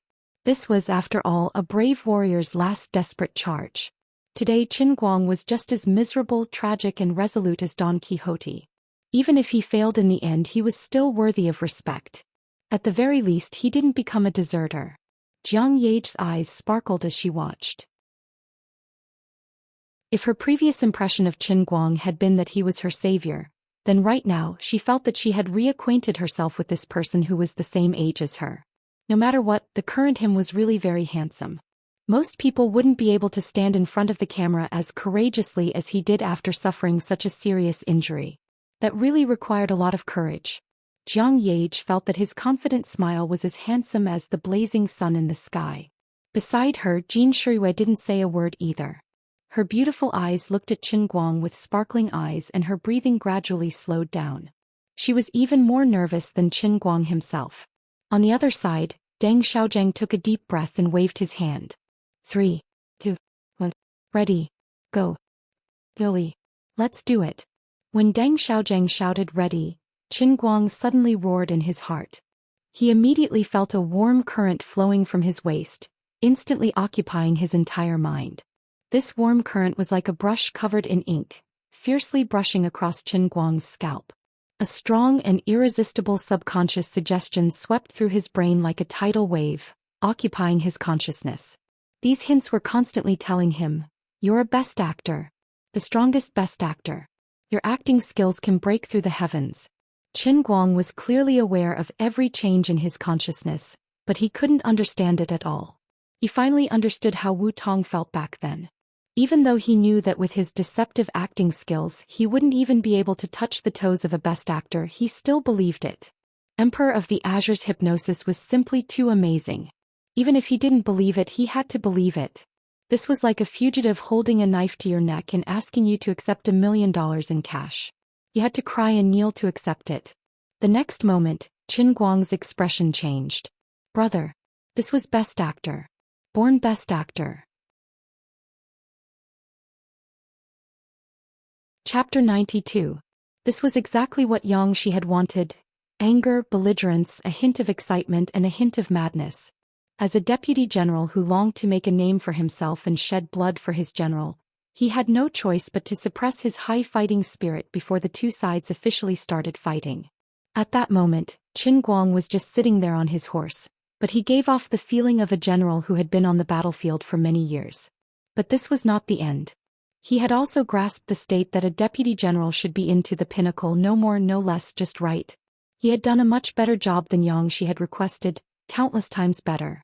Big Beard Deng's eyes were wide open as he stared at the screen. There were a total of 8 monitors in front of him, 2 of which were focused on Qin Guang's face from different angles. After so many rehearsals, the other actors had already found the feeling. Deng Xiaojiang only cared about Qin Guang's performance. When he saw Qin Guang's impeccable performance, Deng Xiaojiang was so excited that his eyes were brimming with tears. The last time he had been moved to tears by an actor's acting had been many years ago.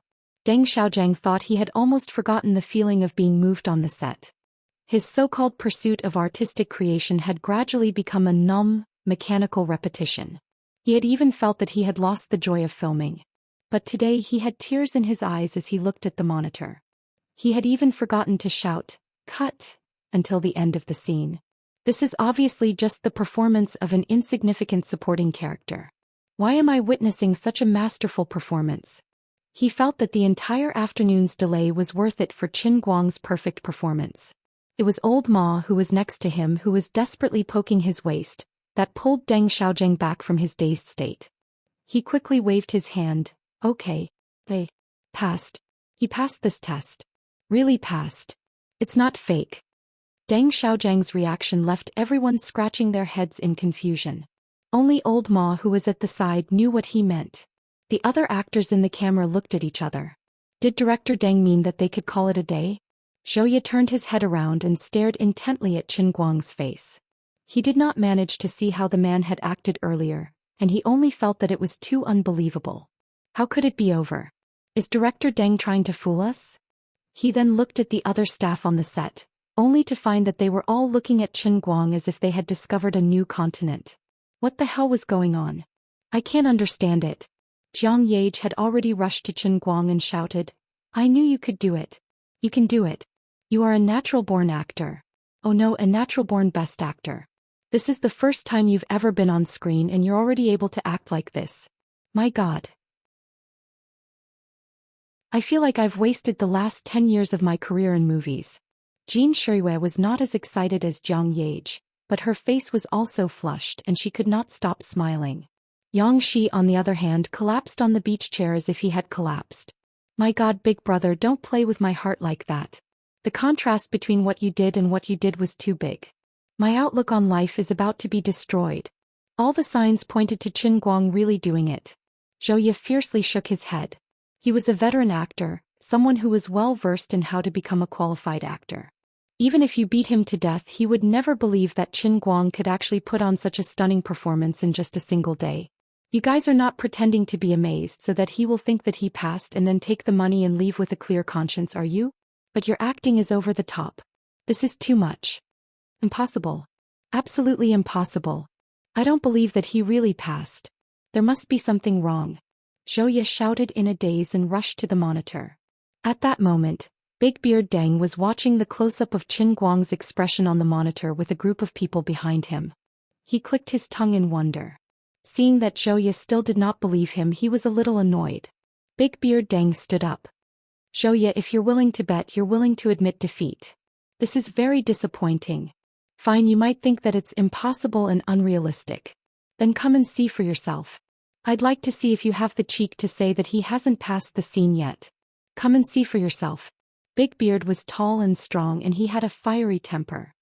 He rushed forward and grabbed Zhou Xian, who was swinging over like a ghost, by the back of his shirt and placed him directly in front of the monitor. Then he shoved Zhou Yi's head forward, almost knocking it. Come closer and look. Look closely. Zhou Yi's eyes widened and he stared at the monitor. He really could not accept it. But he was not stupid. He only watched for 5 seconds and he understood. This kid has really brought a supporting role to life. It's true. He's been reborn. Zhou Yi sat on the ground, his expression as if he had seen a ghost. The others on the set did not react as exaggeratedly as Zhou Xian, but at that moment all of them looked shocked. Many of the young actresses looked at Chen Guang with admiration. If it were not for Jiang Yage hanging around Chen Guang all the time, these young actresses would probably have gone up to Chen Guang and flirted with him. Chen Guang had already expected these people to be so shocked. He only felt that it was a pity. He had prepared half an hour of acting, but in the end, the old man had only just started showing off, and all of them had already failed. This is not right. You bunch of weaklings. The old man still has at least 10,000 kinds of amazing acting skills that he has yet to show. The old man felt like he had painstakingly cultivated a peerless divine skill, and finally arranged to fight his lifelong enemy at the summit of Mount Hua. In the end he had only pulled out a small part of his sword, and the excess sword chi that came out of the scabbard had instantly killed his lifelong enemy. It was so unbearable. If I had known that the heavenly Holy Grail was so powerful, I wouldn't have wasted so much effort and time for nothing. Wouldn't everything have been fine if I had taken out the divine artifact earlier? I'm so *ket up. Forget it, I'll forgive you bunch of ignorant country bumpkins for the sake of the 80,000 yuan bonus. Show off all you want. Just you wait. Soon I'll teach you how to be an adult. Go ahead and use your imagination to see what the health pod will become if it shrinks even further. I'm telling you, the next world in the cup, I'll definitely set a new low for you. This is all your own doing. Oh no. I'll kick you if you don't. The Emperor of the Azure's voice rang out at an inopportune moment. Qin Guang pursed his lips and thought to himself, keep scaring me. The old man grew up being scared. Chapter 93. Seeing that he was stubborn, Emperor of the Azure gritted her teeth and said angrily, fine, you win. This emperor will leave first. I have to think of a way to at least save your life. Otherwise you'll really play yourself and me to death. Why am I so unlucky? I met such a scammer as you. My corium or divine eyes are really blind. As Emperor of the Azure's hysterical roar gradually dissipated, Qin Guang's feeling of being hypnotized into a movie king also quickly faded. Facing this woman's threat, Qin Guang indifferently rolled his eyes. The old man is a protagonist-level man with a godly artifact. His life is so hard that he doesn't care about anything else. Even if the sky falls down, there's still you, the dignified emperor, to support it. What am I afraid of? If there's really a possibility of going overboard, I believe that even if you have intimate contact with the virgin holy water, you won't agree. Qin Guang finally grasped Liuli's weak point. There's no other way, this brother is just so confident. Just as he was complacently pretending to be pretentious, Jiang Yage directly rushed in front of him and opened her arms. Yo. This brother has become a movie king, and immediately there's a cute girl throwing herself into my arms? Looking at Jiang Yage's appearance from the beginning to the end, and the expression on her face at this time, she is 100% in love with my charm. This feeling is good. Well, it's time for me to let go of my unnecessary reservation and shyness. As long as I can get this little girl, the millions of dollars that my family owes me are nothing. In order to make it easier for my father, in order to cure my mother's illness, I don't hesitate to sacrifice my body. My little sister Yage, don't stop, continue to hug me. I vaguely remember you're tall and plump. That taste is unforgettable. Then Jiang Yage patted his shoulder and said with a smile, oh, you did a good job, young man. Qin Guang didn't guess wrong. Jiang Yage almost couldn't help but throw herself into his arms. However, considering that they were in public, she didn't have that many taboos. But she knew that she was an eye-catching star after all, and Qin Guang was just an ordinary college student. If she behaved too intimately with him in public, it might bring a devastating disaster to Qin Guang's normal life.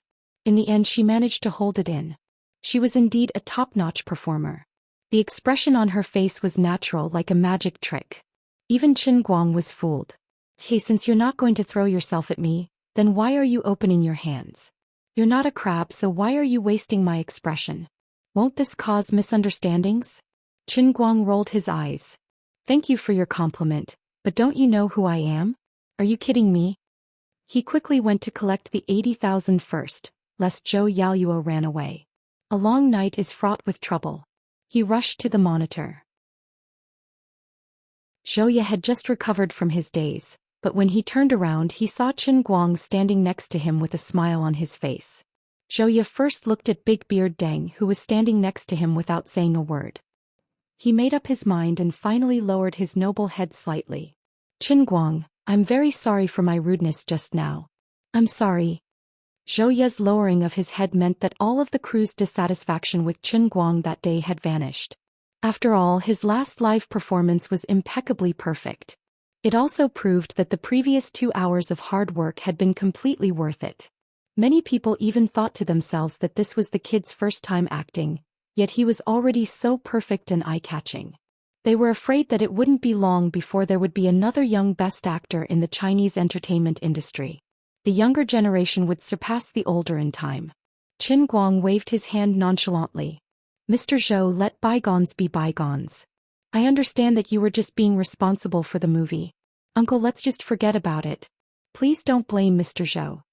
Of course, Qin Guang was not such a magnanimous person. However, seeing that this old man had rushed out to act like an adorable child of wealth, Qin Guang really couldn't bear to be cold to him. Even if he didn't care about the monk's face, he still cared about the money. Zhou Ye's face alternated between red and white. He had just been thinking that he should be more magnanimous when this person apologized to him because of his connections. He never thought that the tides would turn.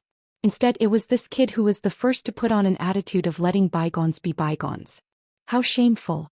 Mr. Chen's magnanimity makes me feel ashamed. Thank you for your magnanimity, Mr. Chen. Zhou Ye cupped his hands and bowed his head. But Mr. Zhou, I still remember your bet. This is my PayPal account number. Mr. Zhou, why don't you transfer the money first?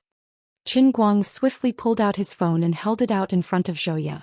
Every minute that the money was not in his pocket was another minute of restlessness. Zhou Ye was speechless. Deng Xiaojiang smacked Qin Guang's head in annoyance. You little brat, Zhou Ye is a big shot.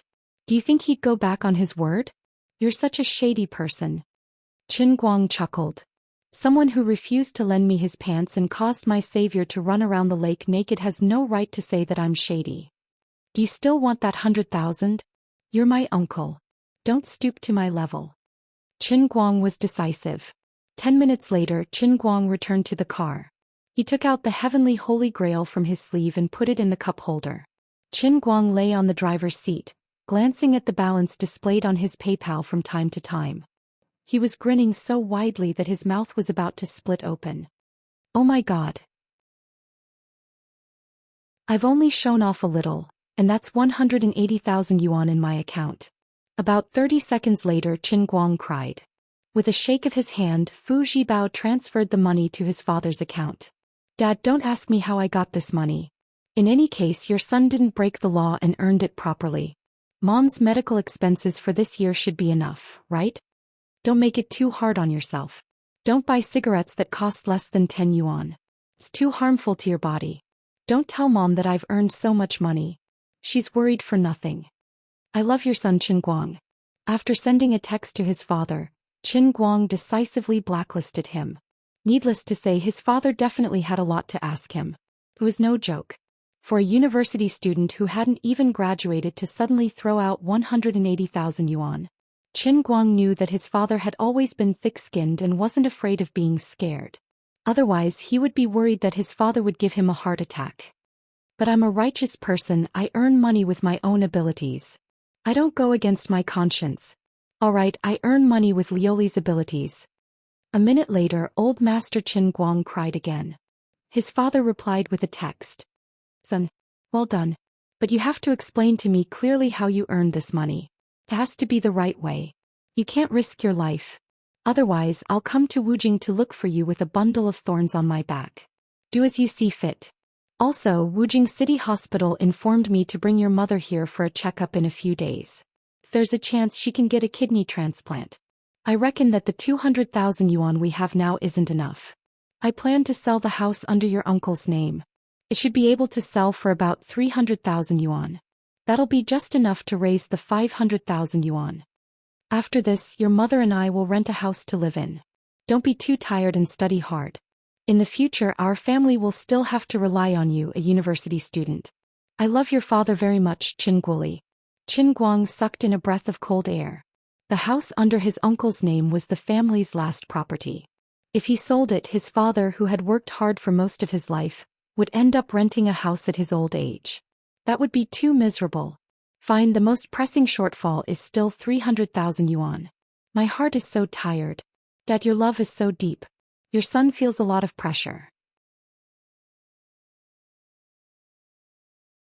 Chapter 94. Actually, before they left the set, Deng Xiaojiang was trying his best to keep Qin Guang in the production team.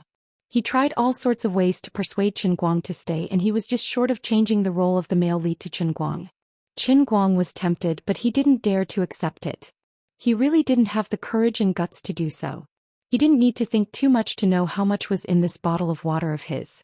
Becoming the best actor once had already forced Emperor of the Azure to the brink of collapse. The next world in the cup would obviously make her feel so good that she would explode into the sky. Do it again? Rely on the heavenly holy grail to become the best actor? The old man hasn't lived long enough. The same trick, if I use it too many times it will definitely go wrong. Don't think that I'm shameless and have no moral integrity, and that I've overexploited the heavenly holy grail and the colored glazed divine emperor, completely disregarding sustainable development, but in fact I have a very subtle limit in my heart. How to get along with Emperor of the Azure, how to develop the heavenly holy grail's power to a greater extent, how to control the degree of courting death. This is a great knowledge that no one has ever learned before.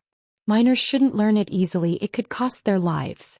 Therefore Qin Guang didn't dare to stay any longer. He had to run away no matter what, so he turned around and left. His departure made Jiang Yage and Jin Shiyue, who had just changed their clothes and had yet to remove their makeup, extremely anxious. Big Beard Deng had already said that both of their scenes were over for the day. Of course, Jiang Yage wouldn't let this rare day of vacation go to waste. She decided without hesitation that she would go out with Qin Guang today to further their understanding and relationship. For a celebrity of her level, this was a once-in-a-lifetime vacation that she couldn't even beg for. Originally, she was worried that Jin Shiyue wouldn't be willing to go with her.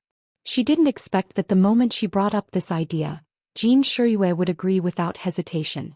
As for Qin Guang, how could he refuse? Jiang Yage wasn't worried. Because when she was helping Qin Guang get his phone, she found something interesting. She felt that she could use this to make Qin Guang obediently submit. On the other hand, Qin Guang had gotten his money and transferred it out. His acting career had come to an end. He didn't know if he would have a chance to get close to Big Beard Deng in the future. He felt a little regretful. In short, Qin Guang felt that this uncle was really a good person. If he came to Wujing City to play or have a vacation in the future, he would do his best as a host and take him to the scenic spots around Wujing City. Qin Guang really didn't understand what the life of a top director like Deng Xiaojiang was like. He didn't even know the difference between the so-called upper-class life and himself, an ordinary person. He felt that with his identity as a student, this was the only thing he could do to repay Deng Xiaojiang. Just as he was about to start the car, there was a sudden squeak of brakes outside the window, followed by the loud roar of the sports car engine. His ears were almost numb.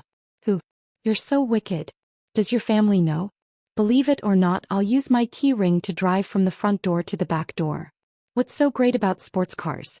When I have money I'll buy two. I'll drive one and smash the other. Qin Guang turned his head. Oh, an acquaintance. Forget it, I'll forgive you.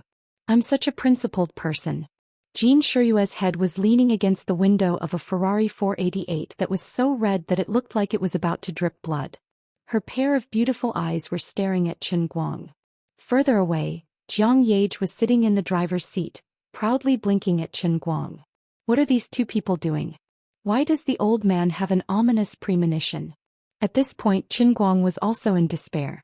Obviously Jiang Yage, this blind woman, didn't intend to take out money to express her gratitude.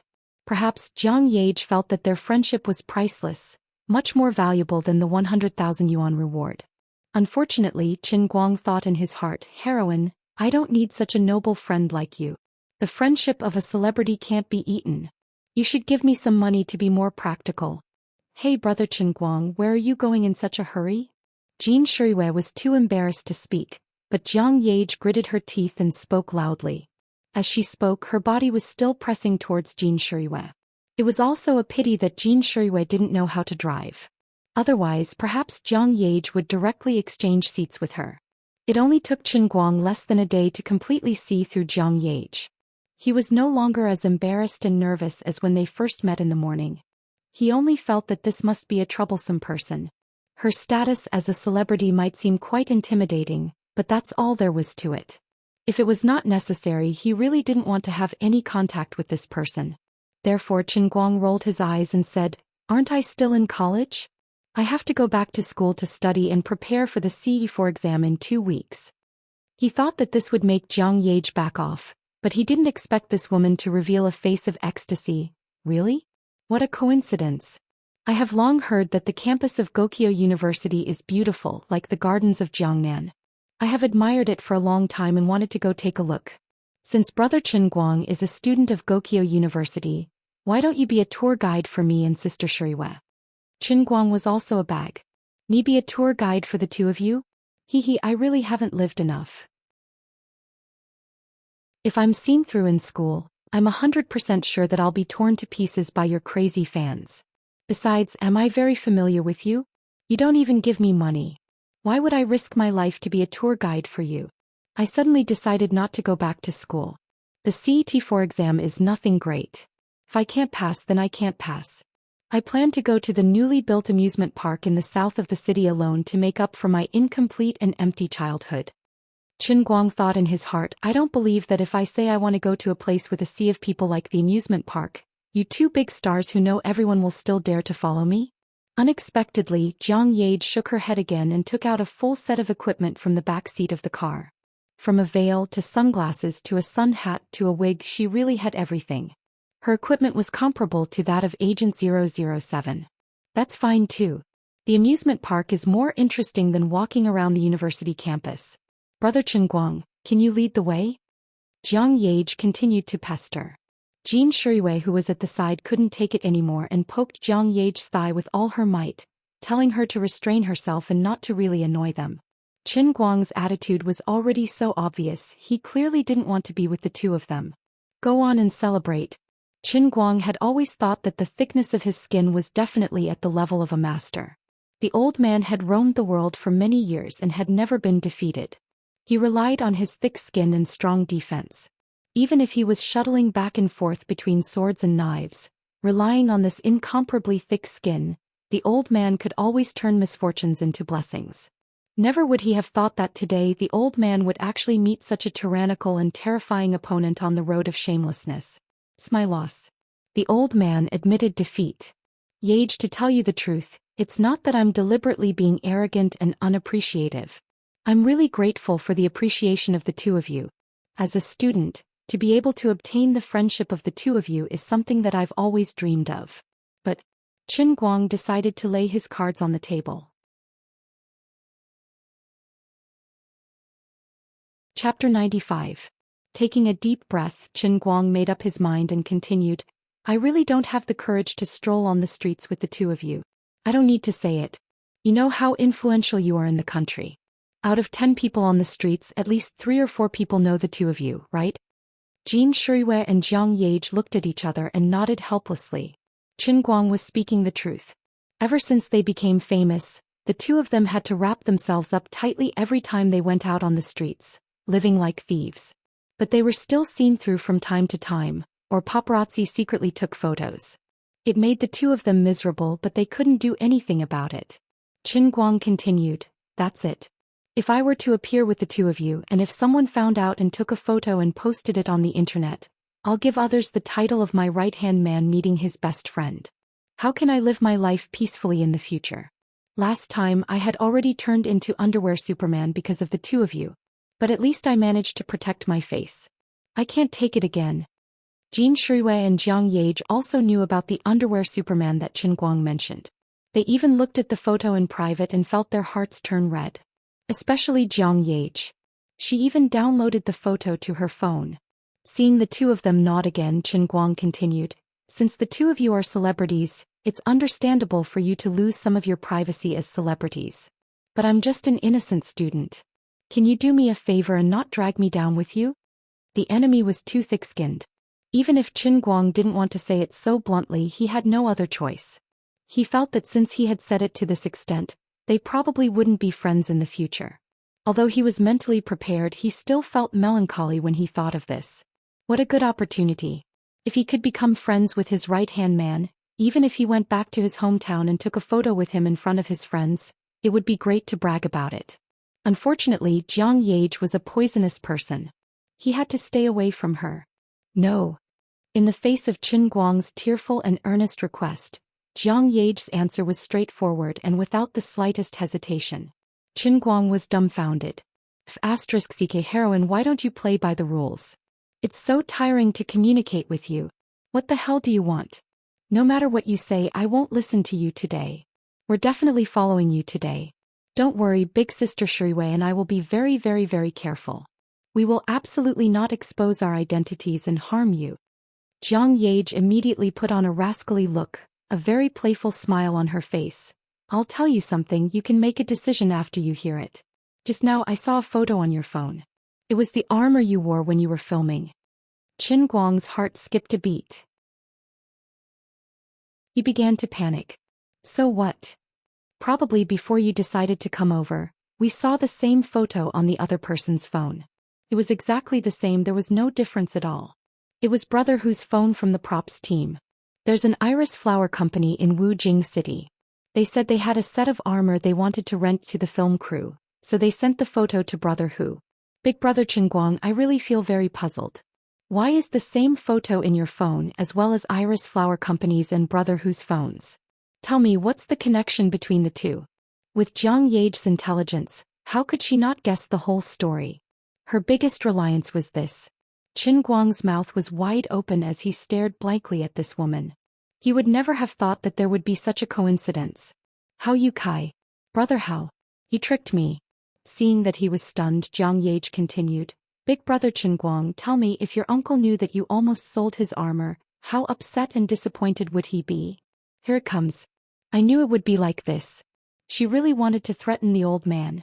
This woman was really shameless. Despicable. Seeing that Qin Guang was so angry that his face was about to turn red, Jiang Yage stopped talking in time and winked at Jin Shuiwei. She was hinting to Jin Shuiwei to quickly come out and mediate the relationship between the two sides. Jin Shuiwei glared at Jiang Yage and said to Qin Guang, don't listen to Solomon. She's just joking with you. I think there must be some misunderstanding in this matter. You are definitely not a person who can do that kind of thing.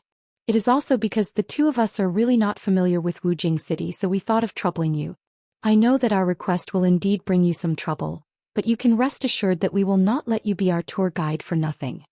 Qin Guang covered his face and thought to himself, I really thank you for thinking so highly of me. Unfortunately, the old man really wanted to sell this armor, but he was good at math and knew that 100,000 was more than 50,000. How shameful. Also, Jin Shuiwei, if you really want to give me a reward, then you should be straightforward and give me a price. As long as it is 20,000 yuan, let alone 20,000 yuan. Even if I have to sacrifice my life and shed my blood, I will go crazy with you. But why are you always so hesitant and secretive? How am I supposed to trust you all? What if you want to sign a check later and Jiang Yage jumps out and grabs it, saying irresponsible things like don't tarnish friendship with money? Who can I find to reason with? Well, now that things have come to this, you have forced me. The old man can only use his last trump card. Of the 36 stratagems, running away is the best plan. That's right. Adhering to the principle that a shameless person is invincible, Qin Guang planned to run away without saying a word.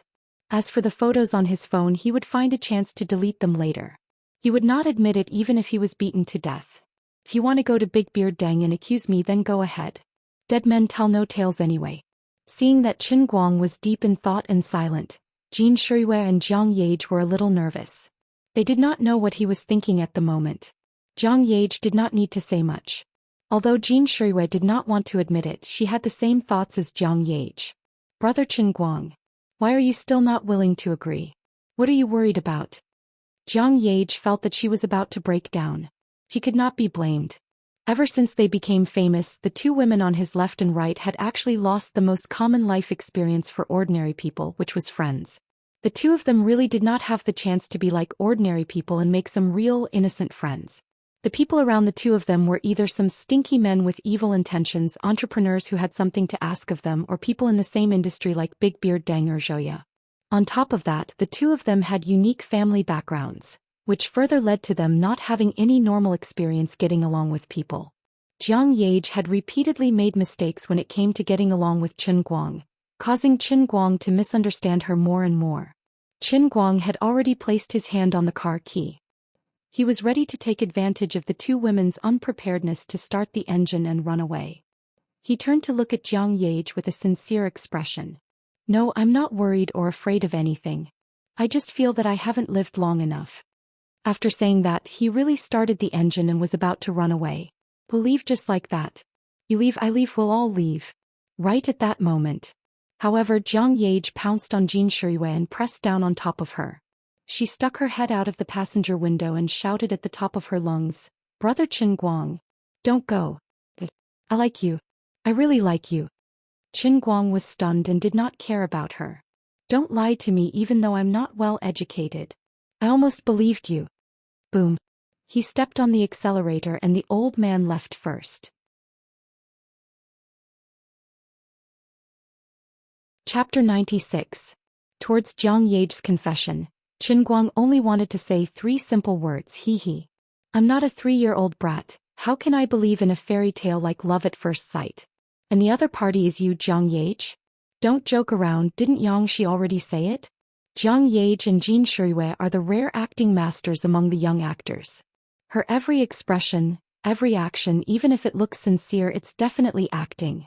As for Jin Shiyue's personality, Chen Guang felt that he might not be able to see through it, but Jiang Yage is really too obvious. She's an immature woman who likes to play pranks, but has mastered a very abnormal acting skill, a terrifying woman. It's impossible for her to fall in love with me just because I saved her life. She's definitely just trying to tease me.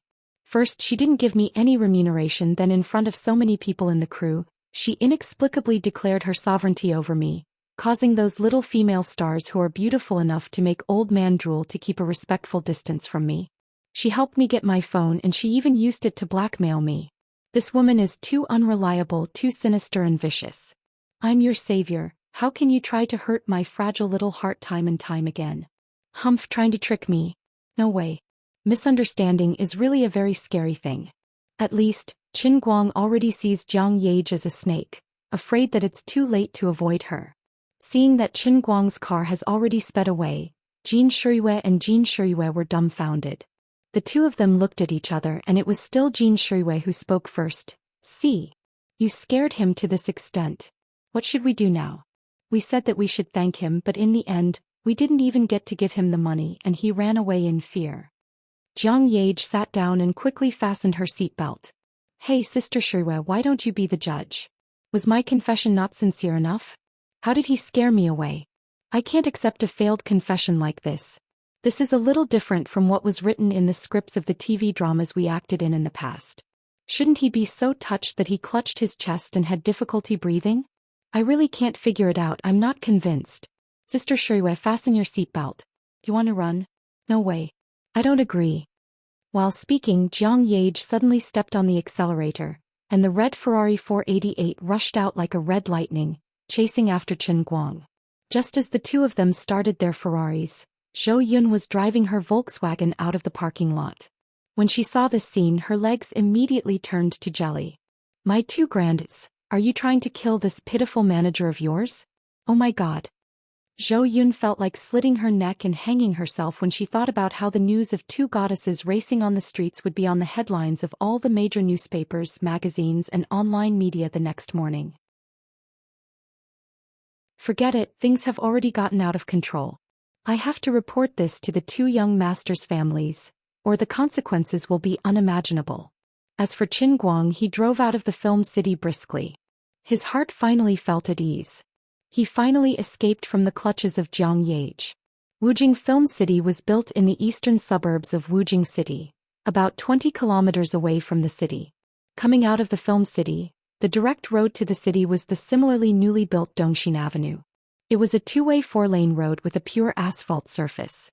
Currently, the traffic flow was still relatively low, and the speed limit was 80 kilometers per hour.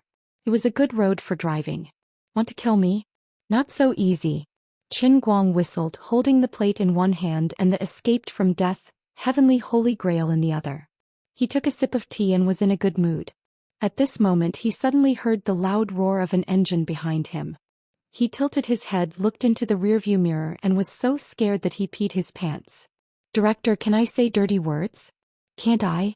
Then I have nothing to say. Is this woman Zhang Yage sick? Can you at least show some of the modesty of a star? Don't make life difficult for a small character like me, okay? I've already King driven away. Why are you still racing to chase me? At this moment his cell phone rang. He picked it up and saw that it was an unfamiliar number. When he answered, it was actually Jin Shiyue's voice. Qinguang, I'm really sorry. He's stubborn. She said that she'll follow you wherever you drive today. I can't persuade her. By the way, there's a highway cafe at the intersection not far ahead. It's opened by our friend. It's very private and we won't be disturbed or photographed. How about we drink coffee and chat in that cafe? Jin Shiyue's tone was full of helplessness. Qinguang's face darkened. Follow wherever I drive. What a great shame. I'm the dignified 13th Wang of the Second Ring Road. I only need 13 minutes to run through the Wujing Second Ring Road. You actually dare to challenge me. Qinguang was angry. Don't even think about following me. He slammed the accelerator, determined to get rid of Zhang Yage.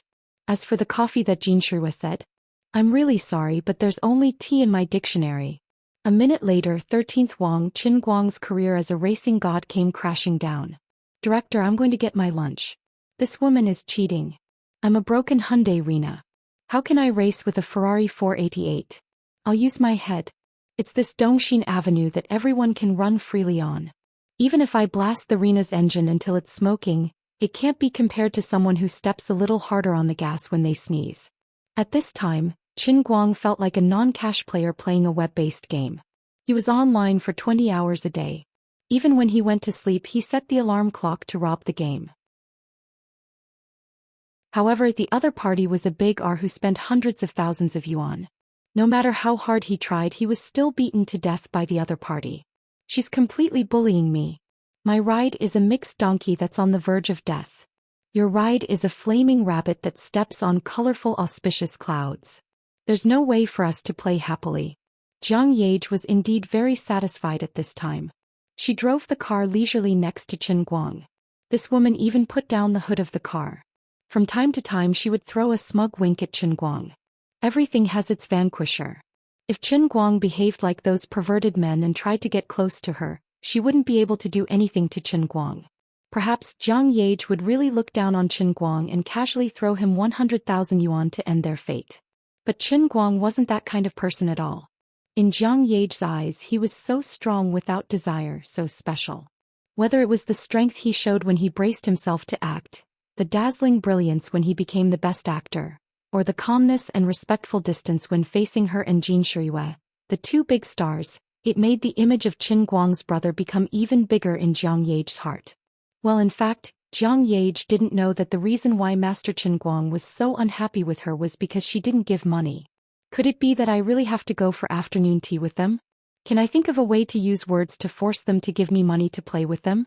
Seems a bit difficult. After all, the old man is a good young man with 3 values. He wouldn't do such a shameless thing. Then Zhang Yage ruthlessly stabbed him. Sister Shiyue, don't talk nonsense. I'm not going to drink afternoon tea. It's too boring. I want to go to the amusement park with brother Qinguang. Get lost. Qinguang hung up the phone, tears streaming down his face. Oh, I can't get rid of her. Qinguang took his hand to the cup holder. Now that it's come to this, I can only use plan B. Drink some water to calm my nerves and see if I can summon Shenron at the right time. Oh. It's coming. It's coming. It's this familiar feeling. Oh yeah. My cup world. It's coming. Chapter 97. When Qinguang drank the water, he felt the familiar feeling of the world spinning. He was indeed about to be pulled into the world in the cup again. Wait, didn't I just use hypnosis today?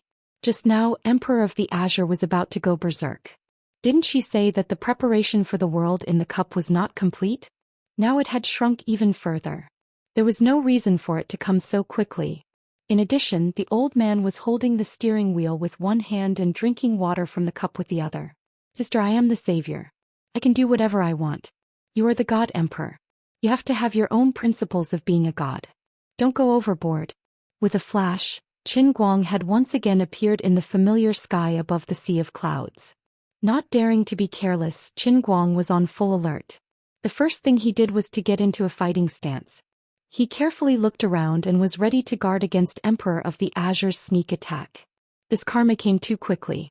Qin Guang was very nervous. God knew what surprise that woman would prepare for him as a greeting gift. After waiting for a long time, the expected sneak attack did not appear. Qin Guang was puzzled. Did Emperor of the Azure change her personality?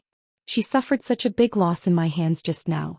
She didn't even use her fists to have a friendly conversation with me? Just a little bit unaccustomed to it? Damn it. Not good. I feel like she's going to beat me into AM. I have to go see a psychiatrist later. I feel like I can still be saved. Speaking of which, what was I doing just now? If this is really the world in the cup, what ability will it train me? Driving? That's right.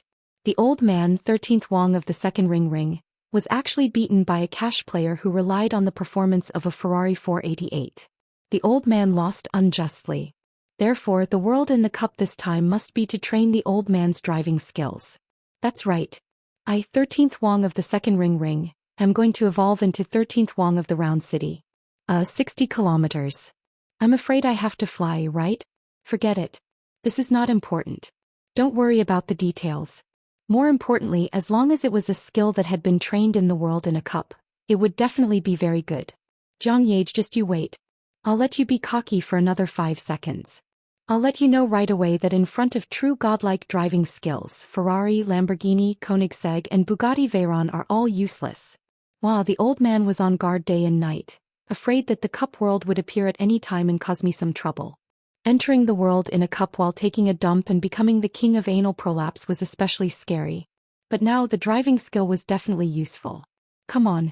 The heavenly holy grail. Come on. Colored glass female rogue. Come on. World in a cup.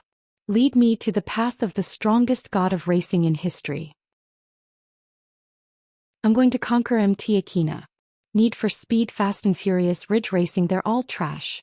Brother, I want to become the best racing god in real life. Strange, why hasn't this woman moved yet? I let my guard down because of my imagination. She should have taken action long ago. Hey, Lily. What are you doing? Is this world in a cup ready or not? Qin Guang yelled at the top of his lungs.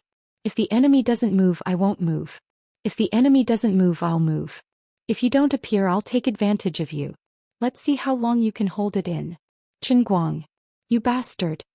Finally, the familiar voice of Emperor of the Azure appeared not far in front of him. Qin Guang followed the voice and took a few steps forward. The next second he almost spat out his laughter. My Emperor Lioli, what's wrong with you? Is it very popular among the gods in the endless god realm to plant themselves in the soil for no reason? Is it like planting a god in the spring and harvesting a nest of gods in the autumn? It turned out that Emperor of the Azure's entire body was buried in the sea of clouds. Only her head was exposed. She was planted in the soil. Qin Guang walked forward proudly. Although he didn't know what happened to her, she seemed to be in a bad situation. As her savior, what should I do when my god emperor is in trouble? Of course, I'll take the opportunity to finish her off. While she's sick, I'll take her life. If I let go of such a rare opportunity, I won't be the good young man of the new generation. Qin Guang. Qin Guang. Don't come over. I have good news and bad news for you. If you dare to do anything to me, I'll only tell you the bad news. Emperor of the Azure panicked. This is all because of you. In order to hypnotize you and make you a best actor, I'll give it my all. Now that the lustrous feather raiment is gone, if I don't bury myself in the sea of clouds and hide my body, won't I explode all 3 points? The heaven-defying river crab mythological beast will take your life. Qin Guang grinned. Oh my, I'm so touched that my eyes are brimming with tears. Thank you for your kind intentions. Thinking about it carefully, this god emperor was really pitiful. She followed her savior and changed from a flying goddess to a bikini. Now she even degenerated into a human tree. Other people's golden fingers grew stronger and stronger with the protagonist, becoming more and more cool and heaven-defying.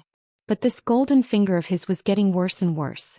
Now even her clothes were taken off. Anyone who saw it would be sad.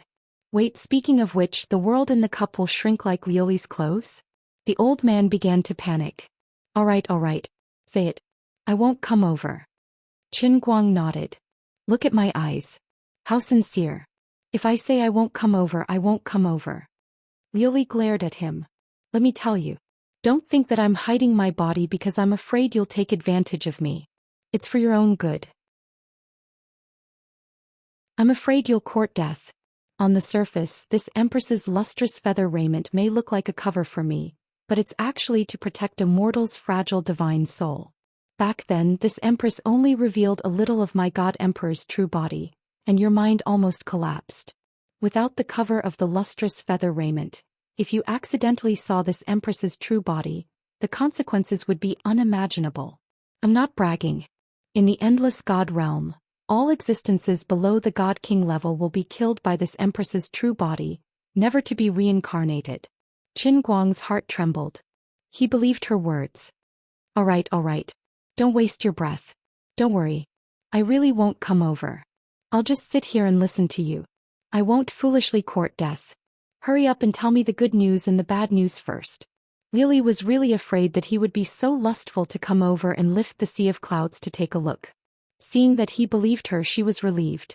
Of course, she talked so much nonsense just to buy time. After a while, the realm within the cup would almost take the initiative to pull Qin Guang in. The good news is that because the realm within the cup has shrunk further, the amount of work needed to prepare the realm within the cup has been reduced again. So this time, you've indeed taken advantage of it and summoned the realm within the cup in advance. Emperor of the Azure said heavily. Qin Guang's eyelids twitched. Then the bad news is that the situation of the shrinking is very serious? Emperor of the Azure looked at Qin Guang darkly. That's right. Very serious. It's beyond your imagination. Even if you don't die this time, you'll still lose a layer of skin. Anyway, this Empress just added a few things in. Can barely save your life. As for the rest, I don't care. Congratulations, you've successfully become the king of courting death in the endless God realm's long history of billions and billions of years. You're really capable.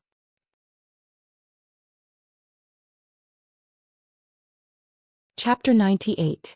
Emperor of the Azure only felt that it was a pity. She originally planned to give this grandson a good beating, but she didn't expect the world and cup to come so fast that she was caught off guard. How long had it been since she used her hypnosis technique? And the lustrous feather robe couldn't even condense a piece of cloth the size of a fingernail. It was really shameful. As for what she said earlier about how Qin Guang couldn't look at the God Emperor's real body, well, she was afraid of being hurt by her own eyes, so she deliberately talked nonsense to fool Qin Guang. In short, she couldn't beat him up today, but the power of the world and cup would definitely be able to teach this reckless brat a profound lesson. This emperor must let him know why the flowers are so red. Alright, you've told me the good and bad news, right? There's nothing else, right? I should be waiting to enter the world and cup now, right? Qin Guang slowly stood up, his eyes flashing with a dangerous light. Liuli's heart thumped, it's thick. Such a dangerous look. This guy is courting death. Sure enough, Qin Guang smiled and took 2 more steps back. Then he took off his shoes. It was a pity that he didn't bring steel beads with him, or else glass beads would have been good. Forget it, anyway these 2 pairs of shoes should be enough. You better be more like it. Emperor of the Azure had already guessed Qin Guang's plan, and her face flushed red with anger. She only hated that she couldn't rush up and beat him to death. Qin Guang's mouth crooked. Oh yo, you're angry? But even if you burst your lungs and shout until your throat breaks in this world and cup, there's no one who can help you. As soon as his voice fell, Qin Guang had already thrown out his shoes, swaying as it flew towards Emperor of the Azure's head. Emperor of the Azure finally raised her jade arm that was hidden in the sea of clouds, blocking Qin Guang's flying shoes. Oh, you have a way. But you're not good enough. Take my shoe god's kill number 2. Qin Guang was extremely cocky and threw out the second shoe at lightning speed. It was when Emperor of the Azure had just blocked the first shoe and hadn't had the time to withdraw her hand. In martial arts this was called old strength used up but new strength was not born. When Liuli wanted to take out a second hand she was already a step too late, and the sole of the shoe hit her forehead. Exploded, completely exploded. Qin Guang felt indescribably refreshed when he saw that she had slapped his face. Although this woman had helped him a lot, he couldn't live with his conscience if he didn't do something when he thought about how he would be tortured by her every time he entered the intermediate realm. This was already the 3rd time today. Even if he knew that he was playing with fire, he couldn't stop his burning heart from seeking death. Emperor of the Azure glared at Qin Guang. She grabbed his shoes with both hands and wiped the dust off her face. She wanted to throw the shoes back, but she suddenly had an idea and didn't do so. She just looked at him fiercely. I'll let you be happy for a few more seconds. You'll soon know how stupid it was to throw a shoe at me. Looking at her expression, it seemed that she had him in the bag. Qin Guang's heart skipped a beat. Something's wrong. I seem to have forgotten something important. Faster, thief. Since this is a cup to train my driving skills, if I don't have shoes, won't I be stepping on the brake and accelerator barefoot? Something big happened. Sister Yuli, can we talk nicely? Qin Guang immediately put on a flattering smile and looked in Liuli's direction. Why don't you come and try? I can crush you into bone dregs with one hand. Liuli said with a fake smile. Qin Guang didn't dare to go over. He really didn't dare. Liuli knew that he didn't have the guts to come up and court death. She simply closed her eyes and put Qin Guang out of sight and out of mind. Her heart was also desolate. How blind was I to be able to pick so many people and finally choose this cheater? This must be the stupidest and most wrong decision I've ever made in my long life. On the other side, Qin Guang saw that he couldn't get his shoes back.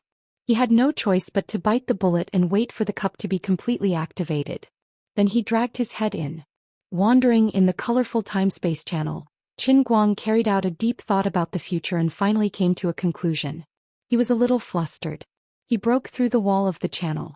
The next moment Qin Guang was shocked. He learned something new. So the cup can be played like this? For a moment, Qin Guang burst into tears. My imagination is still not rich enough. He was really ashamed. The old man really didn't expect that there was something below the realm of the health pod. It was called the custom-made transformable health pod. It turned out that the cup could be so advanced that it even had a transformation function. How considerate and modern. Forget it. At least it's not a shrinking coffin that can only hold half a body. And it's not an urn. Thinking about it this way, it's not completely unacceptable with my current behavior. At this time, Qin Guang was almost sitting like a driver. The space he was in could be said to be a car. Well, it was not a complete car. In a rough description, he was sitting in the driver's seat of an Alto, happily eating hot pot while driving. Then an incomparably sharp giant knife fell from the sky and cut right in the middle of the Alto. Thus, this unlucky old Alto was cut in half from the middle. The knife was taken away, and the back half of the Alto was swallowed by an unknown void beast. Only Qin Guang, who was sitting in the driver's seat, was left with half of his car. There was no one else who could cut corners like this. Well, Qin Guang couldn't open the door. He didn't know if there was really a car outside. Anyway, he couldn't get out. He guessed that the body of the Alto was equivalent to the edge of the cup. Behind him was a void. Yes, it was the colorful splendor in the space channel. Based on the relationship between Schrödinger and his cat, let's pretend that there really were two wheels on the ground outside. Maybe there really was an engine or some other power assembly under what looked like an engine cover. Who knows? Here. Anyway, this car can actually be ignited. Your half-built car can even be ignited. Perhaps, the meaning of the cup was to let me use this half of the car to practice invincible driving skills. Once I accepted the strange setting of the two front wheels being able to run, the experience of the cup this time wasn't that bad. But why is my car a little strange? No matter how I look at it, I feel like I'm in an 8-bit racing game I played when I was a child. The trees in the road outside, why do they all look like pixel mosaics? Wait, my front windshield, my gear lever, my accelerator, brake and clutch pedals, and that completely pixel version of the dashboard in the middle, what's going on? Oh right, my driver's seat and rearview mirror and my poor passenger seat, they're all pixelated versions. Is there a car CD? Qin Guang decided to give it a try and then he broke down. This familiar music reminded him of his broken childhood. *CK, it really is the soundtrack of an 8-bit game. But this wasn't what made him break down the most. He finally understood why Luli said that the cup this time would be worse than the mosaic nutrition pod. He saw his own pixelated fingers. What kind of a scam was this? I've become AF * King Mosaic. What else in this world could be worse than becoming a mosaic?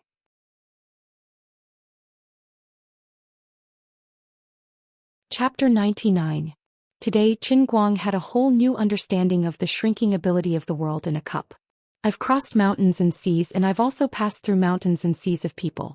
Everything I once had has become a mosaic in the blink of an eye. Such an encounter reminded Qin Guang of a game he had played a long time ago. It was called My World. Yup, it was a game where pixelated people would seek death in a pixelated world. It was very interesting.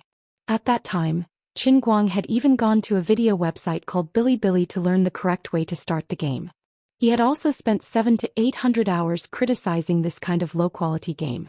But when it really happened to him, he just wanted to yell out in a serious tone, "This is not interesting at all. See, this is the result of your own actions, you little death-seeking expert. If you didn't force me to help you twice, you would have a beautiful lakeside villa this time. Now that the situation is like this, don't blame the heavens and others, just accept your fate. You have to know that the Holy Grail had originally prepared a set of armor for you. It was the kind that would allow you to maintain the driving position forever, but you would not be able to move up, down, left, or right. Although it looked exquisite, it was not as spacious as a coffin. I spent a lot of effort to dilute the energy of the world in a cup this time, but I barely managed to create half a car for you. As for the image quality, just bear with it and it will be over." Azure's voice sounded. Qin Guang wiped away the mosaic tears. "I really have to thank you for saving my life." He roughly imagined the situation that Azure had described and only felt his hair stand on end. If that was really the case, he was dead for sure. This was definitely 10,000 times scarier than being confined in the army. Although it was very bad now, at least he could move his hands and feet a little. "Let me tell you the requirements of this test. Just as you guessed, this is a world that is very similar to the racing games you have played before. Your task is very simple. Drive this broken little car and overcome all the obstacles. As long as you can successfully pass the 9th stage before the car crashes and you die 100 times, you will have completed the test." Qin Guang laughed as he replied, "That's simple. For 13th Wang of the second ring, was this not like playing house? I'm good at games too." Seeing that he was still acting recklessly, Luli hurriedly reminded him, "Don't be in such a hurry to be complacent, you'd better be more serious. If you fail, you will really die. I can't save you either. Similar to the transient sea, you can revive with full health after dying 99 times, but you will really die the last time. I'm not joking with you." The previous Dota test was just continuous training. Even though it was a little hard, tiring, and insane, there was no risk of dying. The driving test this time had returned to the style of the instantaneous sea. If you lost, you would die.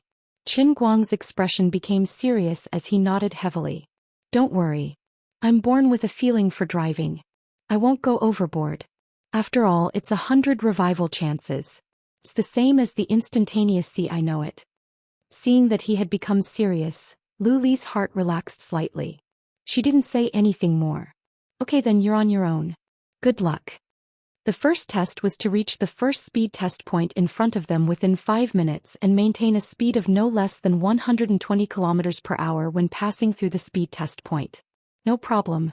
Qin Guang's pixel face smiled confidently. He extended his pixel legs forward, pressed down on the pixel clutch, put on the pixel gear lever and roared on the accelerator. The pixel car began to move. Seeing the pixel road in front of him continuously recede, there was no need to mention how good it felt. On the other hand, Qin Guang was leisurely. He was even in the mood to examine the trees by the side of the road. He found that these trees looked very similar to the tea leaves he had soaked in. He couldn't help but think to himself, if one day I changed my cup to coffee, what would it be like? When he thought of the color of the coffee, it would be slightly scary if he was trapped by the yellow lake. It was at this moment that the car shook violently. At the same time, another pixel car sped past his car. The window of that car was rolled down, and the pixel person in the driver's seat seemed to be looking at Qin Guang with disdain. As for Qin Guang, after the car was hit, he completely flipped over after losing control of it. Faster thief. It turns out that there's an opponent in this cup world who's playing dirty tricks. Fortunately, I won't die from this degree of flipping over, right? Qin Guang tried to open the car door and think of a way to straighten the car, but he heard the dull and ear-piercing roar of a loudspeaker. He turned his head to look and saw a pixel car that was at least 10 times the size of an Alto speeding along the road. Don't think about getting lucky. The real cup world is only as big as your car. What you see outside is equivalent to the image in the game. Do you think you can get out of your car when you play a racing game? You can't open the door. Lu Li's voice rang out at the wrong time, strangling Qin Guang's last hope. Faster, thief. Flipping over is equivalent to death. Qin Guang burst into tears. The old man died such an unjust death. The pixel car whizzed past, and the main character fell from the three-dimensional world to the two-dimensional world. Simply put, he was flattened. This experience reminded Qin Guang of the almost forgotten Sea of Time. At that time he also got stabbed when he popped out. F***ck, this racing god world isn't any better. It's poisonous. The test of the cup world had always been full of malice. The first time a car crash and a person's death came so violently. The scene flashed and Qin Guang returned to the starting point. All the bones in his body were in so much pain that they were about to fall apart. He couldn't accept it. The old man had become a pixel person, so why was the pain still so real? No, if he was really flattened by a heavy truck, he would have been sent to heaven in an instant. There was no reason for it to be so painful. Could it be that I added something to this cup world? As he expected, Lu Li showed up again. Right, I forgot to tell you that I feel that your willpower is still rather weak.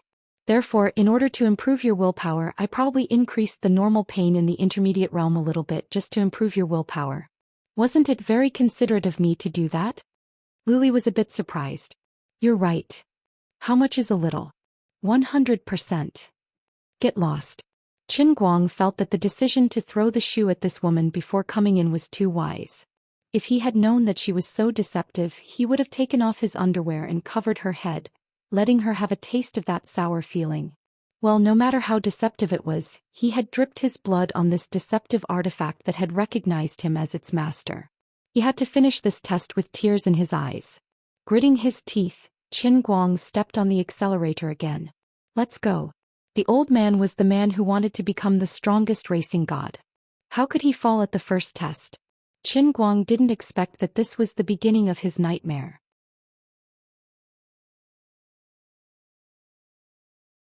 Chapter 100. After a total of 13 failures, he finally completed the first test. It sounded simple, but his car was actually just a poor little Alto. Which normal person would drive this broken car at 120 km per hour?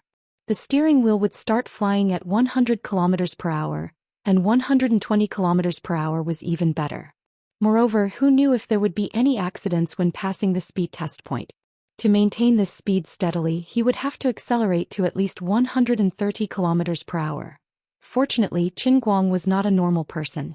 He was the king of death in the long history of the endless celestial realm. People called him the super driver. Time and time again he lost control of the car and ran off the road. Sometimes he had already sped up to 130 km per hour, only to be scratched or sent flying by a faster little b****. The worst time was when the speed test point was right in front of him, but a heavy truck that had sped to 180 km per hour caught up to him and ran over him. In the end, he failed on the verge of success. Your big truck really knows how to play. Can go 180 km per hour. When I have money, I will definitely buy an Alto. I will modify it so much that it can't even beat a Bugatti Veyron. In any case, after going through all kinds of difficulties and dying 13 times, he finally passed the first test. After passing the test, he suddenly realized, oh, there are strengthening points. The second test seemed simple. Maintain a speed of 180 km per hour for 20 seconds and survive. Qin Guang's face darkened. This broken Alto's top speed couldn't even reach 180 km per hour, okay? Wait, strengthening points. The old man understood. Fine, what control index, what car stability, what acceleration performance, all of that can be put aside for now. Focus on top speed. The old man was a godly person who wanted to accelerate the Alto to 180 km per hour. It was just that the mission description seemed to be confusing. And survive seemed to have a deeper meaning behind it.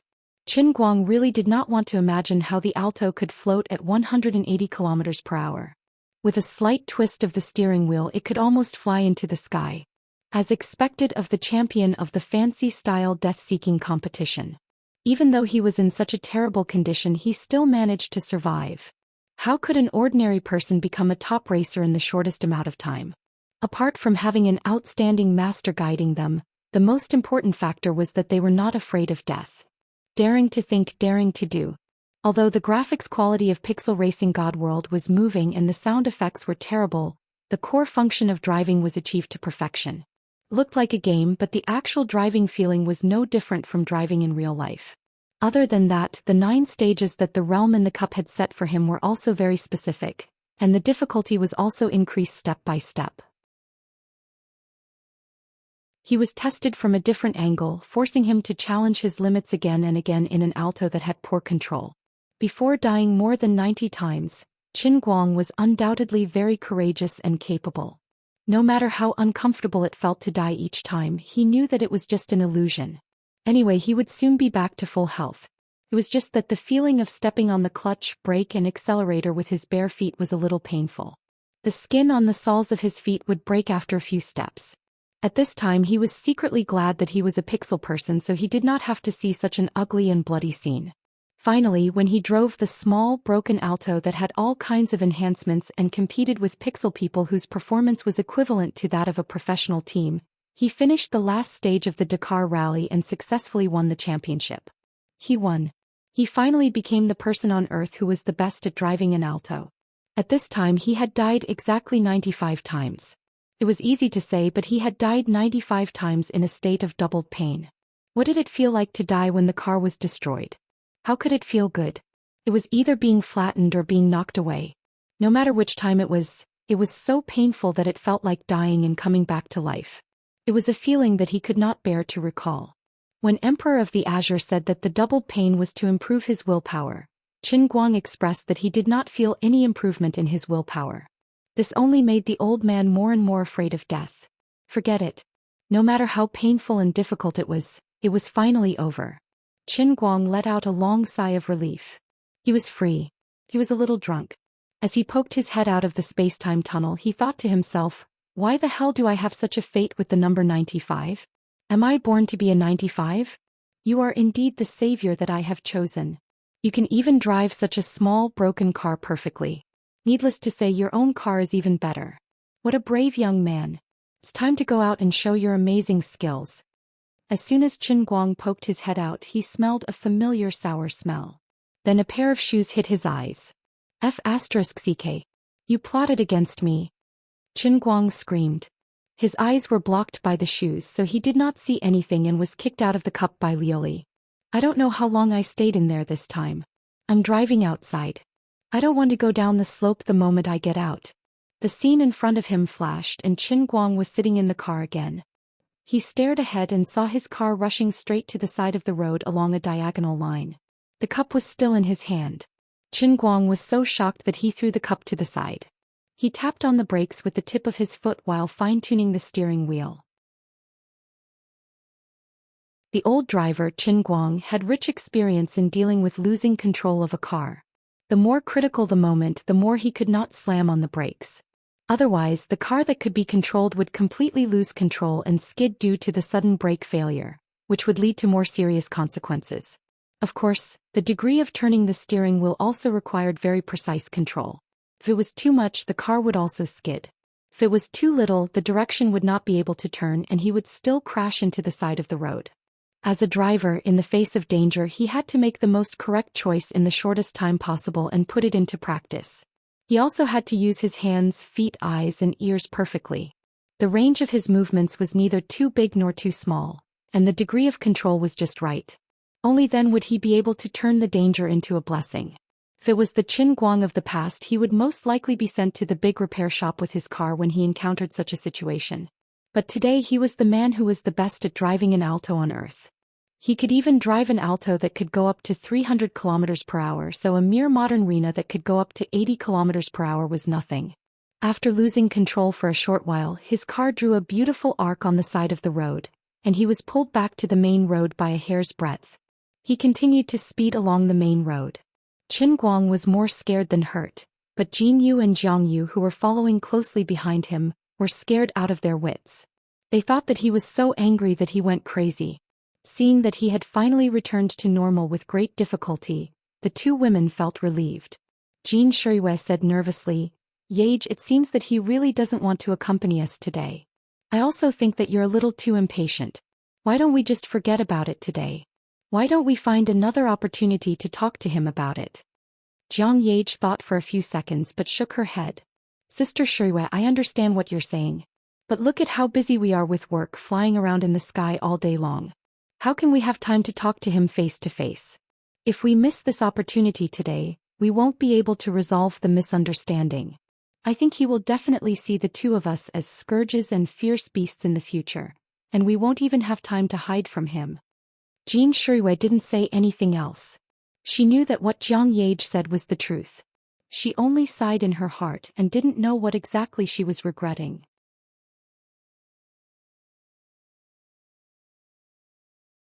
Chapter 101.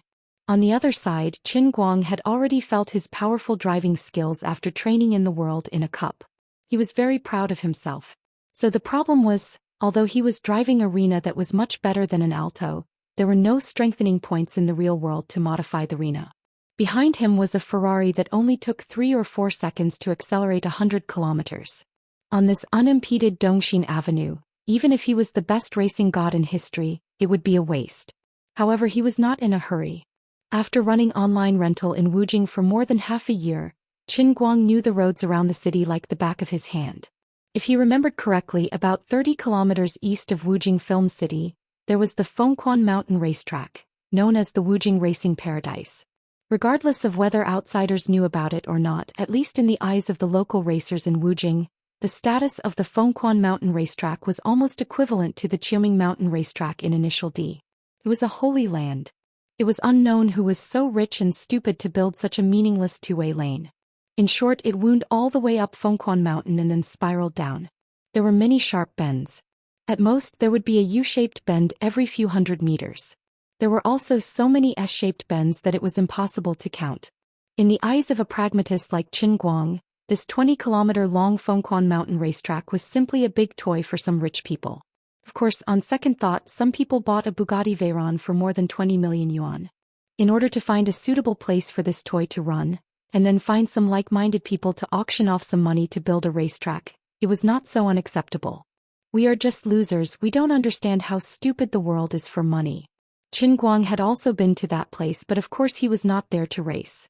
It was just that in the middle of the night he was unlucky enough to drag a passenger who was going to the Fengquan Mountain Racetrack to be a racing girl. At that time he was just passing by and he was beaten up by a group of crazy people who were racing. After all, the most inferior cars in that place were at the level of BMW Z4. Qin Guang's broken Rena was too eye-catching. What infuriated him the most was that there was a grandson who drove an Audi R8 and circled around him for a whole minute. The pungent smell of burnt tires and the roar of the engine in his ears almost disgusted him to death. After that unpleasant experience, Qin Guang was no longer willing to take people to the Fengquan Mountain Racetrack. But I'm different from the past. Even if I'm driving a little run-down Rena, it can't hide my temperament as the god of racing. On normal roads there was a speed limit. Good citizen Qin Guang didn't want to break the law by speeding, and the car's performance was excellent.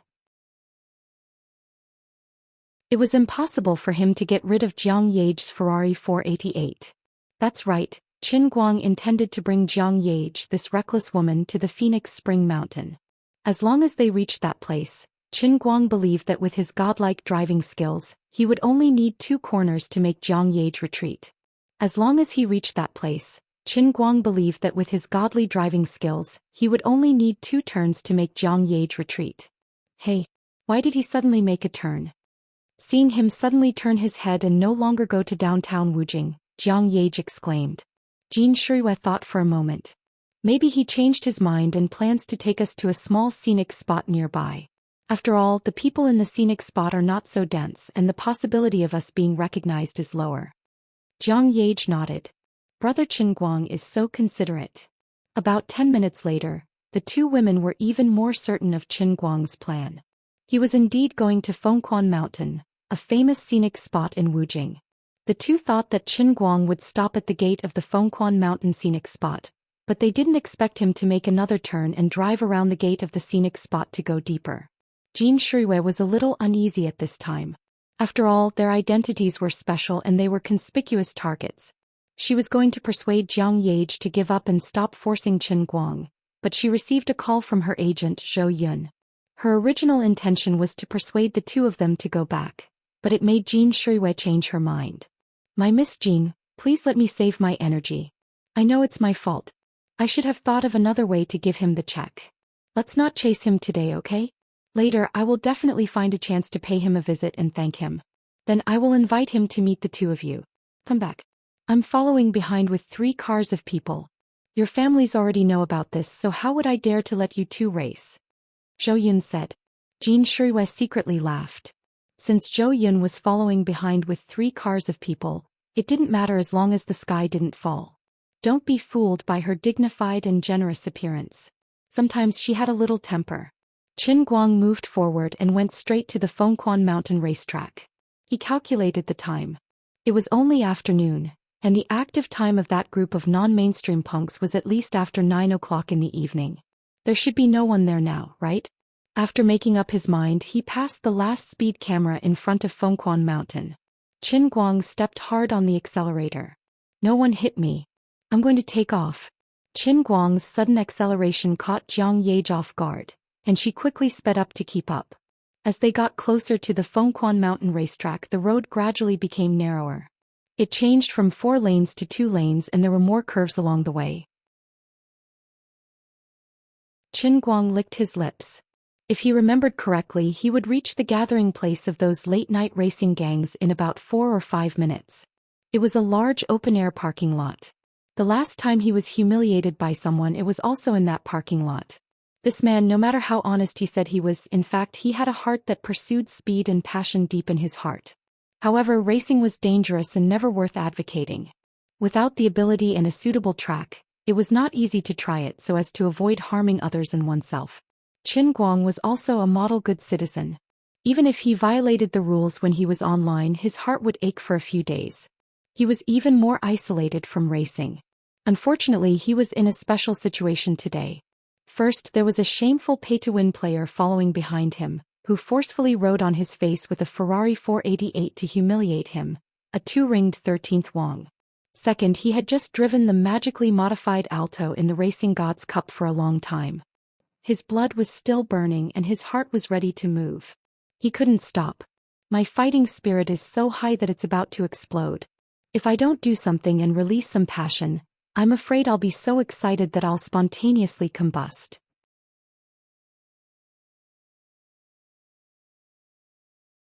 Chapter 102. The Racing Gods Cup didn't last long. Even the 9 stages added up to less than 2 months. Driving wasn't as boring as playing games in front of the computer. Qin Guang was a pixelated person who didn't feel tired or sleepy. His mind was also sealed by the world in a cup, so he didn't feel tired at all. Especially the last Dakar rally track. The ups and downs on the road, the emergency situation that could happen at any time, and the scene could change in an instant. Needless to say, it was exciting. Every second brought a sense of excitement. Of course, the normal Dakar rally track had a break. Although Qin Guang didn't feel tired, he would feel annoyed after driving for a long time. He could stop the car. Although there was nothing else to do, listening to the 8-bit game accompaniment in the car was a way to pass the time and improve his mood. Once he accepted this setting, it seemed that the accompaniment of the 8-bit game also became pleasant to listen to. Therefore, the Racing Gods Cup this time didn't make Qin Guang nauseous like the hellish Dota training last time. Other than the calluses on his bare feet getting thicker and thicker, and the pain of dying from time to time, it was a rather enjoyable experience. It only allowed him to race to his heart's content and feel extremely comfortable. However, just as his skills reached their peak, he left again. At this time, Qin Guang was full of fighting spirit and longed for more. No matter how he drove the modified Alto in the world in a cup, it couldn't compare to the real thing outside. His adrenaline was out of control. Qin Guang only felt that the old man's axe was thirsty and thirsty, as if it wanted to drink blood. At this time, Qin Guang was uncharacteristically looking forward to it. He hoped that the unlucky Audi R8 was there. If there really was such a coincidence, he would redeem himself today and show them what a real racing god was. He would make them tremble at the sight of arena car for the rest of their lives. It was because of his abnormal excitement that he had thoughtlessly brought Jin Jiang and Jin Rui to this place. Under normal circumstances, with his personality, he wouldn't do something that would bring trouble to others. He would rather be in trouble himself than really hope that something would happen to Jin Jiang and the others because of him. With a rather complicated mood, Qin Guang finally arrived at the parking lot. As soon as he arrived, his eyes drifted inside and immediately lit up. That's right. There were only a few cars parked sparsely in the empty parking lot, leaning against each other. A few young men and girls were gathered around the cars, chatting about something. It looked quite lively. Among these cars, there was the blue Audi R8 that Qin Guang couldn't forget. That's right. It was this grandson.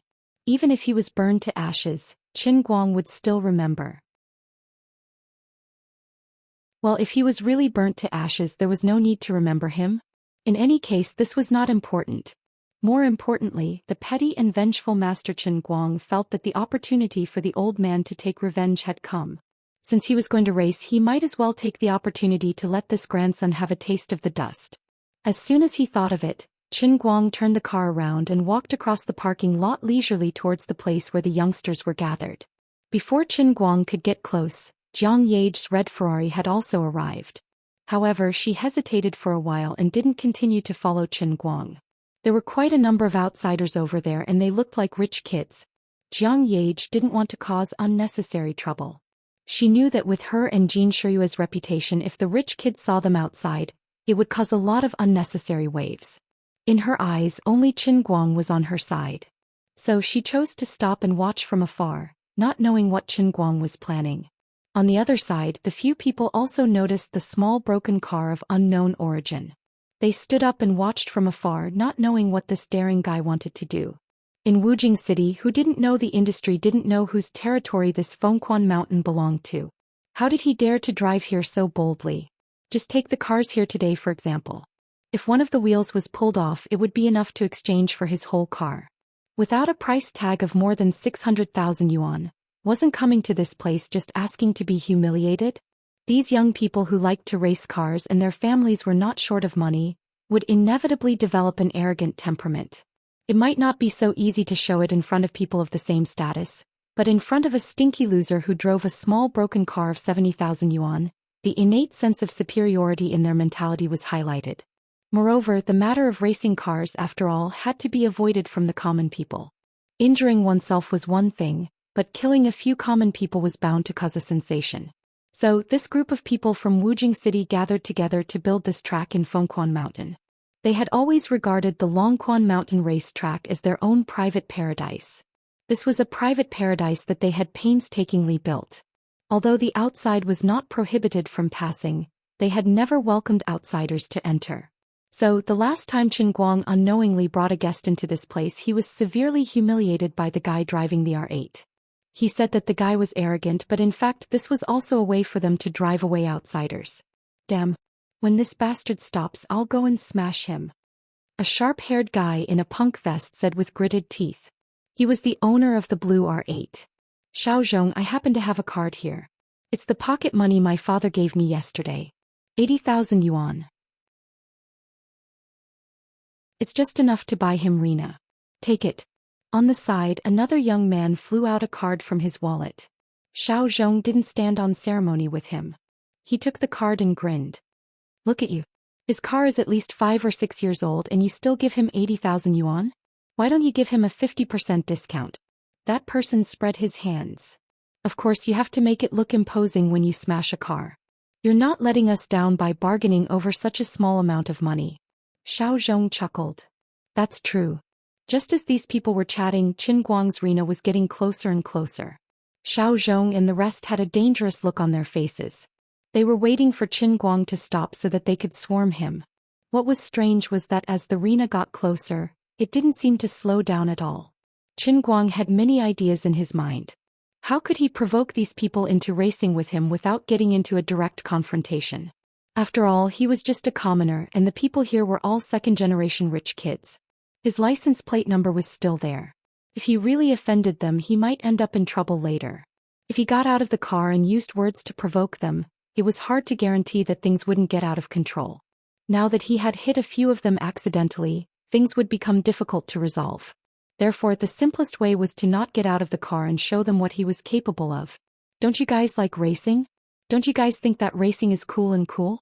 I'm not going to compete with you in terms of wealth. I'm going to use my driving skills to blind your dog eyes. Let's see how you're going to compete with me in the future. I'll treat it as my repayment for drifting around me with the R8 the other day. Qin Guang's plan was well thought out. He did not directly provoke them, but he showed them his driving skills in front of them. It was not worth it for these people to hold a grudge against him for such a small conflict. He could not rule out the possibility that these crazy racing enthusiasts would worship his godlike driving skills. Who knows, they might even follow his license plate number and come to him to learn from him. Should he start a racing god training class? The tuition fees could not be low, or else it would seem low class. It would at least cost 10,000 yuan a day, right? Just thinking about it made him feel good. So, charge. Don't slow down. I'll show you what it means to have godlike driving skills.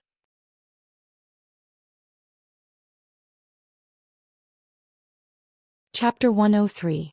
Qin Guang's car was getting closer and closer to little Zhong's group. He stepped heavily on the accelerator with his right foot, exerting more and more strength each time. The engine roared violently, bringing with it a strong sense of oppression. F***ck. What is this bastard trying to do? Little Zhong and the others were dumbfounded. They thought they were already very lawless people, but they had never seen such an unreasonable person. We have no enmity with you. Did you take the wrong medicine or something? Why are you coming straight for us? You're being a little unreasonable. By the time little Zhong and the others realized that something was wrong, it was already too late. It was too late for them to scatter and escape. Qin Guang looked at these people panicking like frightened little sheep. He felt quite sour in his heart. The last time he came here he was like a pitiful little lamb, curled up in the driver's seat of the arena, watching a group of demons and ghosts dance outside. The huge parking lot was filled with the fireworks that these people had thrown on the ground, and the screams that sounded like they were in a horror movie came one after another. The blue Audi R8, on the other hand, was like a prehistoric beast that kept drifting around Qin Guang's car. The thick smoke from the burnt tires was everywhere. At that time Master Qin Guang only had one thought in his heart. F***ck. A little scratch on the car of these bastards would cost tens of thousands of yuan. How could I stand it? Therefore, no matter how unhappy he was at that time, he could only obediently shrink in the car and wait for the bastards to circle around enough before quickly running away with the anti-fog lights on. He regarded this matter as a great humiliation in his life. Now that the river has turned, it's time for me to show off a little. So what if your car is good? As long as I'm skilled, I can even drive an Alto. They're about to collide. As Qin Guang sped up once more, his tattered car finally arrived before little Zhong and the rest. At this moment, those youths who boasted that they had experienced a grand scene in Phoenix Spring Mountain were completely blinded. Just as Qin Guang was less than 10 meters away from them, he finally slammed on the brakes and turned the steering wheel. At the same time he shifted gears from fifth to first, and then slammed on the accelerator. Hence, under the dumbfounded gaze of little Zhong and the others, the arena made a sharp turn. Then it went around them and drifted to the side, circling around the cars parked behind them. Then he took the opportunity to stick to the back of the outermost car. In the end, Qin Guang's car was stuck in the gap between the outermost car and the cliff at the edge of the open-air parking lot, which was less than 4 meters long.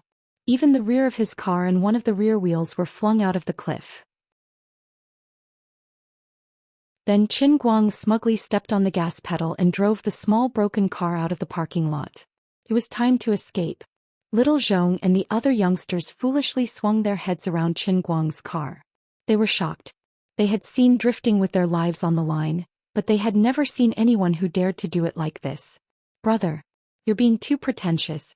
You've already flung one of the rear wheels out. Just a little more and the other rear wheel would have flown out too. That was a cliff that was more than 10 meters high. The scene looked thrilling, but in fact racing god Qin Guang was rather calm, because the entire situation of the car was under his control. I'm not kidding. If I were driving a magically modified Alto, I would be able to fling out 2 rear wheels, let alone one. What? You're saying that my car is rear drive? Don't joke around. I've driven an Alto with only half a car to the end of Dakar. That's definitely a rear drive. Jiang Yage saw that Qin Guang had escaped, so she quickly followed him. As for little Zhong and the others, they recovered from their momentary daze. F***ck your grandpa. This son of a b** teaches slapping our faces. Little Zhong was the first to jump up. The few of them were veterans in Wujing City's underground racing scene, yet they were provoked by a guy driving a broken arena car. How could they feel good about it? Someone else saw through it. Little Zhong, look at the distance between Early's M3 and the cliff in the parking lot. That son of AB*TCH's car is more than 4 meters long. He's drifting diagonally over it. And there's no contact at all in front. The front of the car is only 2 fingers away from the M3. F***CK, this skill is amazing.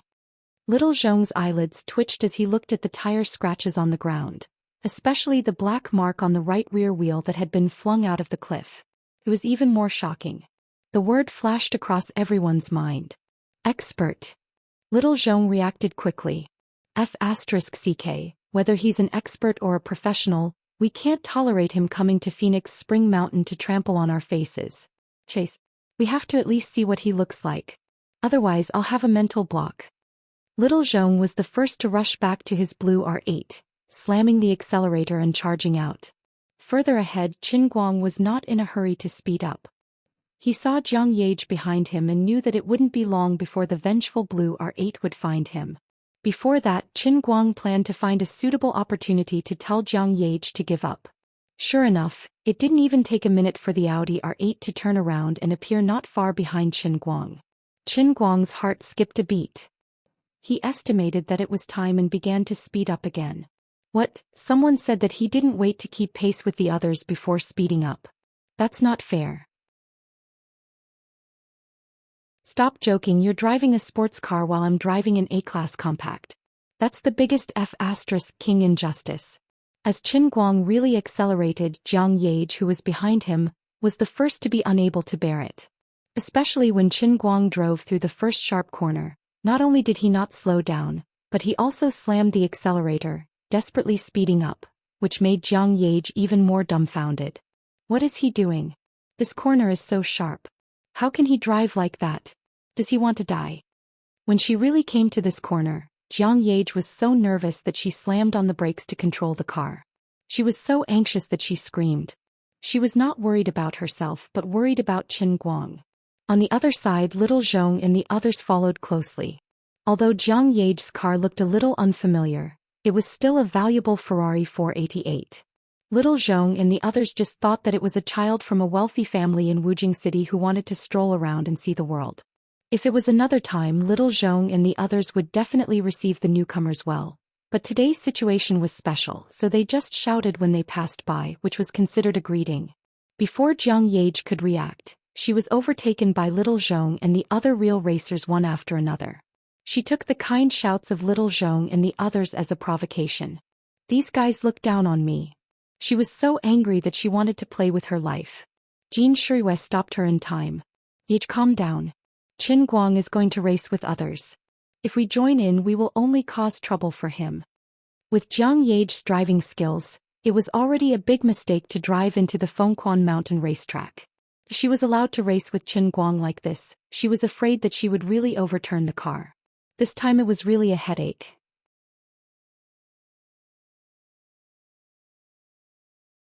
Chapter 104. Jiang Yage nodded helplessly. I always feel that this guy deliberately drove the car on this road just to not let me follow. I'm so angry. Am I that scary? Don't tell me I'm going to eat him? Jin Shuiwei secretly rolled her eyes.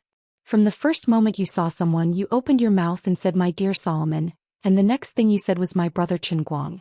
If this isn't eating people, then what is it? Just drive slower and follow them to see the situation. I'm really afraid that something will happen. In the end, Jin Shuiwei didn't back down and said so.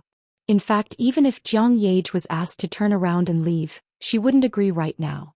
Although this road was very thrilling and exciting, it wasn't really that dangerous if they drove slowly. It was just that the crazy roar of the engine could be heard from time to time in front of them, echoing repeatedly in the mountains and forests of Fengquan Mountain like muffled thunder. It was really embarrassing. Jin Shuiwei and Jiang Yage were worried that something big would happen in front of them. At this time, Qin Guang didn't need anyone to worry for him. He was so happy that he was about to ascend to heaven. The small second-hand Rena really gave him the feeling of driving a Koenigsegg. He swayed left and right along the mountain road and he couldn't make a good turn. No matter how sharp the turn was, he didn't have the thought of stopping at all in his mind. Qin Guang only wanted to use 2 words to express his feelings at this time. "Sorry, my foot is stuck to the accelerator. Sorry, I'll die if I don't drift." Although his small broken car and Xiao Zhong's modified Blue R8 weren't on the same level in terms of performance, it couldn't stop him from doing it. Even if Xiao Zhong played with his life, he didn't dare to not brake at all when passing an S-shaped sharp turn.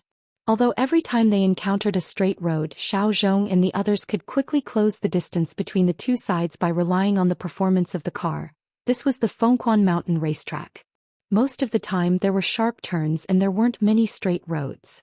Such road conditions provided the greatest convenience for Qin Guang, the new racing god, and suppressed the impact of the performance gap between the two cars to the extreme. It was a full 20 kilometers of track, and every turn left a pitch-black tire mark left by Qin Guang drifting across. The distance between him and Xiao Zhong and the others had never really been shortened. When he finally rushed down the mountain from the other side, Xiao Zhong and the others were at least more than a kilometer behind him, not to mention Jiang Yage, who was driving a Ferrari 488. It was estimated that she was still crying on the mountain at this time. Qin Guang was extremely smug. Revenge was a dish best served cold. Little thief. Today I'll let you have a taste of what it's like to not even be able to eat my dust. Can be considered as paying back the shame of drifting. I want to let you know that there is always someone better than you out there. After all, Qin Guang was still a good person. After leaving the Fengquan Mountain racetrack, he didn't really walk away without a conscience. Instead he called Jin Shuiwei back. Shuiwei, you should let Solomon save her energy. She really can't catch up with me. Although the sports car you drive is very powerful, your brother's driving skills are earth-shattering. It's really not something you and other women can look up to. It's really inconvenient for me to take you to play in Wujing City. You two are too conspicuous. By the way, this road is a real racetrack. There are many sharp corners. You have a steady temperament. You have to keep an eye on Solomon. Don't let her speed up randomly. You must pay attention to safety. Although I really want to get rid of you two today, if something really happens to you because of this, my conscience won't be at ease. Qin Guang said honestly. Jin Shiyue's heart was filled with sweetness. Even though he was just being polite, it somehow sounded so pleasing to her ears. She nodded and said, I'll listen to you. I'll hold on to her. We're not even going at 40 kilometers per hour right now, don't worry. Regarding Qin Guang's driving skills, Jiang Yage and Jin Shiyue had thoroughly seen it. They were completely sure that in addition to being good at swimming, their savior's driving skills were really not just for show. As a half-experienced driver, Jiang Yage was even more shocked. It must be known that she also had a younger brother who liked to race blindly. She had also sat in her brother's car. Her younger brother, who was known as the king of cars in Yanjing, didn't even have the qualifications to carry Qin Guang's shoes. It was a pity that in the end they couldn't sit down and have a good chat with him. Jin Jiang and Jin Shiyue felt very regretful. On the other side, when he heard that their car speed was less than 40 kilometers per hour, Qin Guang was also relieved. He planned to hang up the phone after a few more polite greetings. Well, that's it for the time being. When there is a chance in the future, let's find a place where it's not easy to run into each other and have a good chat. Of course, his words couldn't be more pure politeness. Jin Shiyue also understood. She sighed again. Alas, it's really a pity. In fact, I have been thinking about what to give you to express my gratitude. You are the savior of me and Yage. It's a bit tacky to give you money. So yesterday I finally asked a friend to send a Patek Philippe men's watch. I wanted to find a suitable opportunity to give it to you when we had coffee today to express our gratitude. But alas. Haha. You are so polite. Please don't give me any watch. I am used to using my mobile phone to check the time. I have never had the habit of wearing a watch since I was a child. It's really uncomfortable to wear that thing on my wrist. It's very good to be friends with the two of you.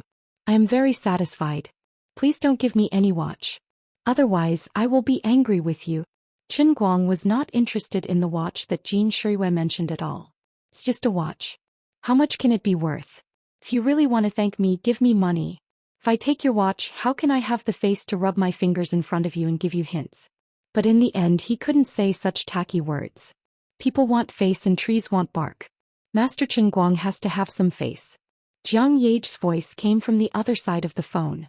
She shouted while driving, Sister Shiyue, you are too much. You actually bought a watch for Qin Guang Gage behind my back.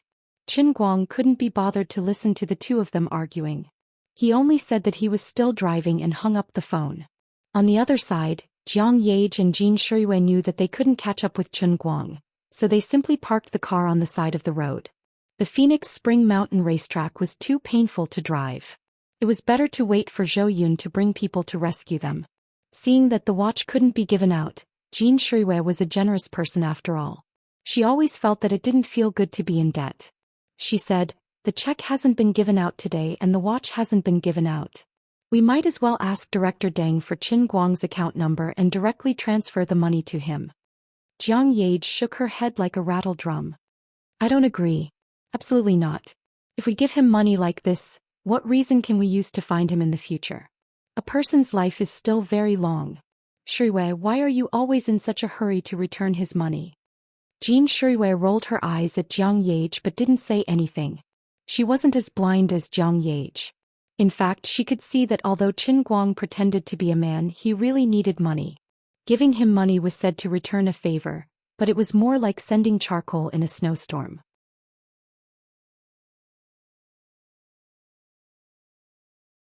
Chapter 105. On the other hand, after hanging up on Jin Shiyue's call, Qin Guang whistled as he drove back to school. He muttered to himself, "That's weird. Why do I feel like something's not right?" After another 10 seconds he vaguely realized something. Oh yeah, what brand was the watch that Jin Shiyue mentioned? I didn't even hear her clearly before I rejected her. It seemed a little sloppy. Wait a minute. Let the old man calm down and recall carefully. If I'm not wrong, it seems to be Patek Philippe? This brand sounds familiar, as if I've seen it before. It sounds very high-end and classy. It doesn't seem to be cheap, right? Something's not right. Something's really not right. With the old man's limited knowledge of luxury goods, he could probably remember that this brand of watch was expensive.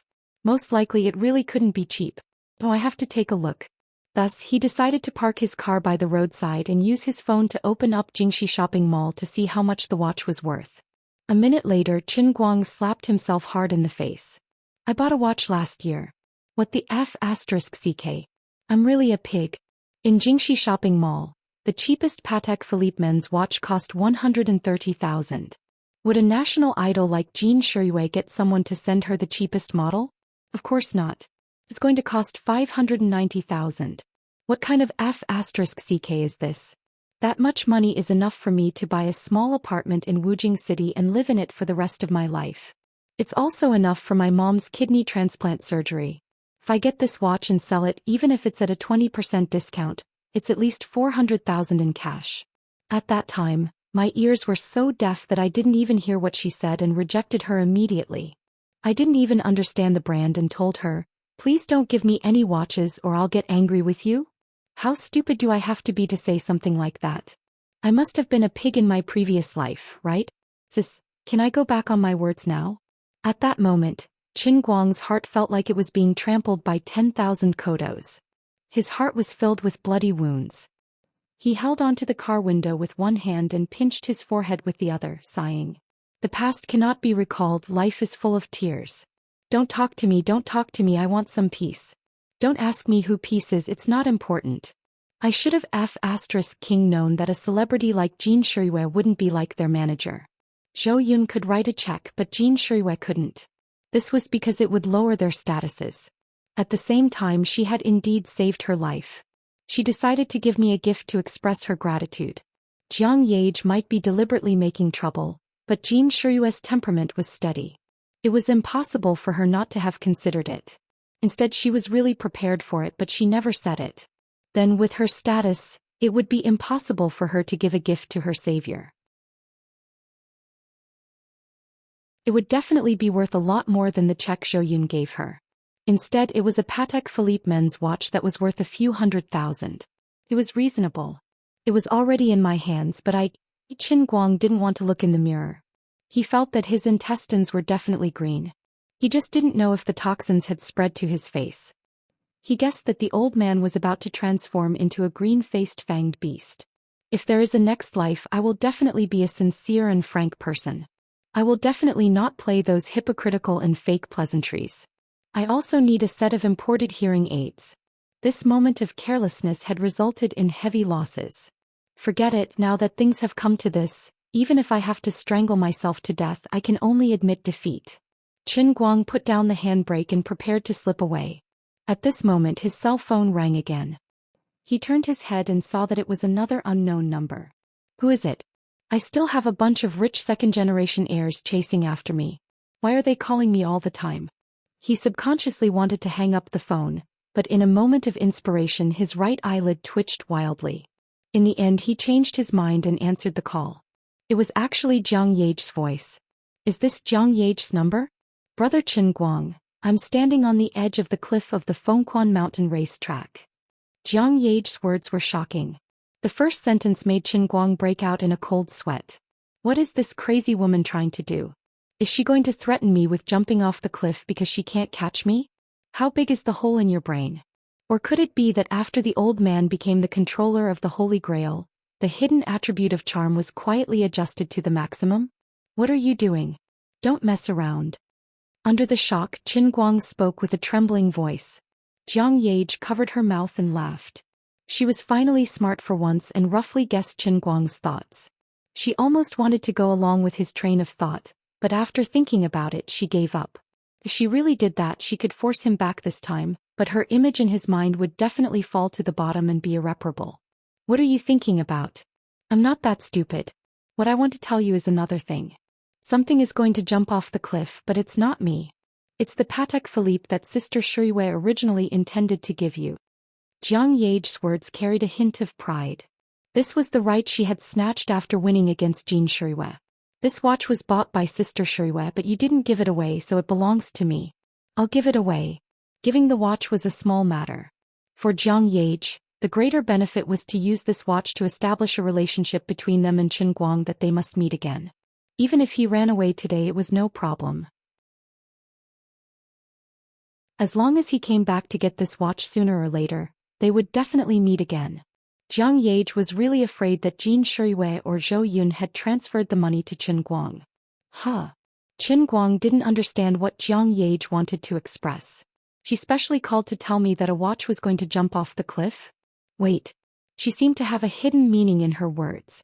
Sure enough, Jiang Yage continued, I'll tell you the truth. This watch was originally specially bought for you. Now that you don't want it, it has no value. I dare to throw it off the cliff. You also know my and Sister Shirui's reputation. We are big shots in the country. Although hundreds of thousands is not a small amount, I am really willing to throw it away. Brother Qin Guang, give me a definite answer. This watch, do you want it or not? If you say no, I'll throw it away immediately. After Jiang Yage finished speaking, she was so nervous that she held her breath. She was really afraid that Qin Guang would refuse again. But she didn't expect that Qin Guang on the other side of the phone was so happy that he went crazy. Oh my Guanyin Bodhisattva. The Guanyin Bodhisattva who saves people from suffering. Qin Guang was instantly in tears. For the first time he felt that Jiang Yage could be so considerate. She actually threatened to throw it away to force me to accept this watch. You gave me such a good gold-plated staircase. If I don't go down the slope, I'll take out a flame burst and blast myself to death.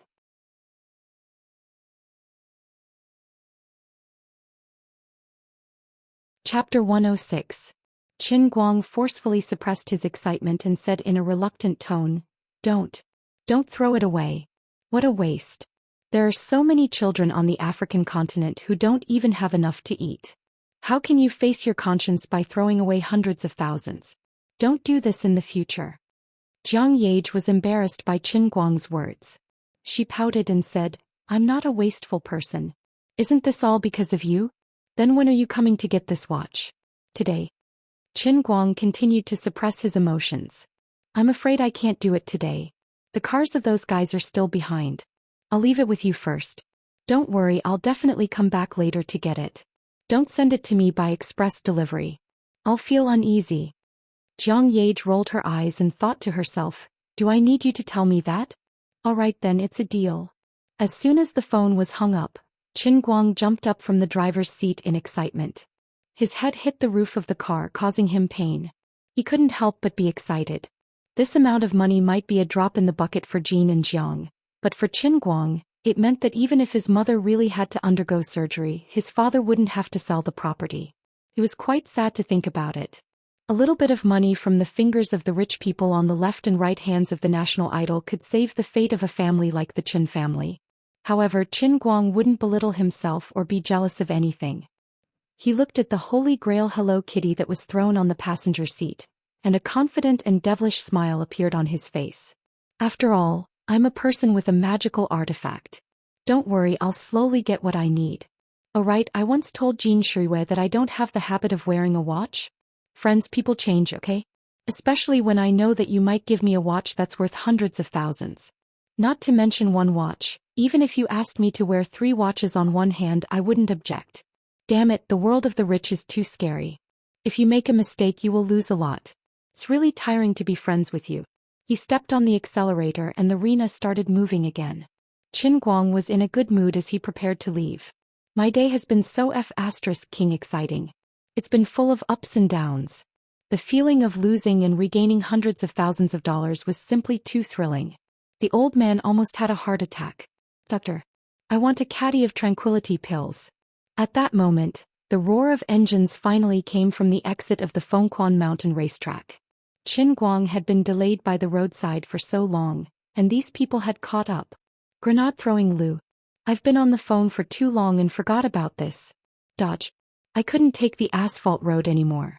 With the driving skills of the Blue R8's group, it would only take a few minutes for them to catch up to me.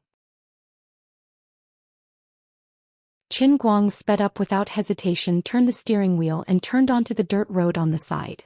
He was also familiar with this road. He knew that if he kept going on this dirt road, he would reach the main road that led directly to the outskirts of Wenxing town. Seeing that he was about to run, Xiao Zhong and the others couldn't let him get away with it. They were all hot-headed and followed him down the main road. As a result, they saw a strange scene.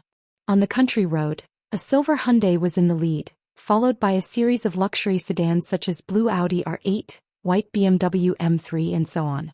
After all, the difference in the performance of the cars was too big. Although the dirt road was bumpy, there were no sharp turns and Qin Guang couldn't drift. The distance between him and the cars behind him kept closing. Faster, see. This can't go on. It looks like I'm really going to be caught up. Qin Guang was a little anxious. It was all because of Jin Zhang's call that he was delayed and distracted. Otherwise, he would have disappeared a long time ago. The Audi R8's group didn't even know where he went. What a miscalculation.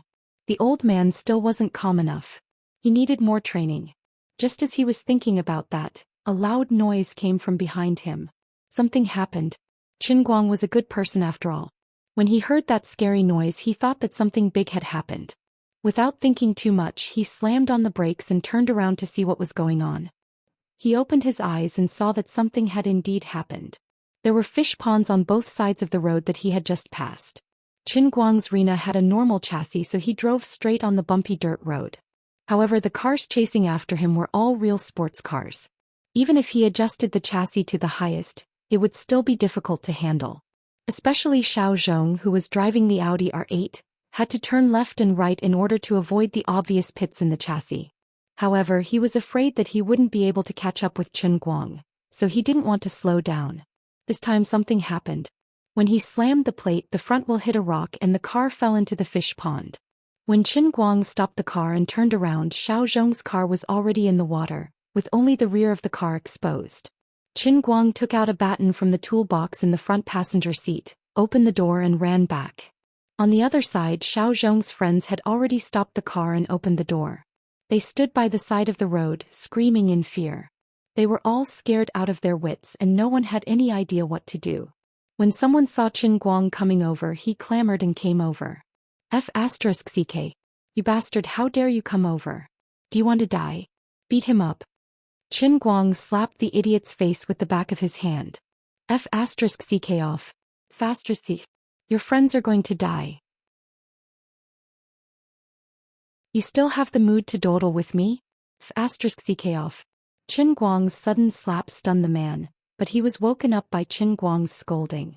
The situation was dire and it was not the time to be entangled with the other party. Everyone turned their heads to look at the fish pond. Alright, at this time the R8's rear was nowhere to be seen. What should they do? What the F***ck should they do? Xiao Zhong's friends had completely turned into headless flies. Suddenly there was a loud splash from the other side. These people turned their heads, only to find that the guy who got out of the silver Hyundai had taken off his coat and plunged into the water. With Qin Guang's swimming ability, he easily swam to the spot where the Audi R8 had sunk. He slowed down a little on the surface of the water, raised his head and roared at the people on the shore who had lost their wits. Are all of you pigs? Where did all your food go? Call the police if you need to. Find a rope if you need to. Can't you do anything? Do you have a flashlight? A waterproof flashlight? Everyone shook their heads. Faster, thief. Then hurry up and do your own thing. I'm going down to save them. As soon as he finished speaking, Qin Guang plunged into the water. Brother, life and death are decreed by fate. I just wanted your car to be stranded on this small dirt road, but I didn't want you to become a water ghost. The water quality of the fish pond was obviously not good, and visibility was extremely low. It was basically impossible to see anything below 1 or 2 meters underwater. Qin Guang paddled with his head down, and the water current caused by the R8's sinking interfered with his movement. After a lot of effort, he finally found the side of the R8 that was flipped over and sunk into the water. The car's glass might have been deformed and there were cracks in it. If I'm not mistaken, the car is flooded. This guy is really unlucky. You're tuning in to the Zhou Xian's Legacy YouTube channel. Don't forget to subscribe and join us on this journey to catch the most captivating stories.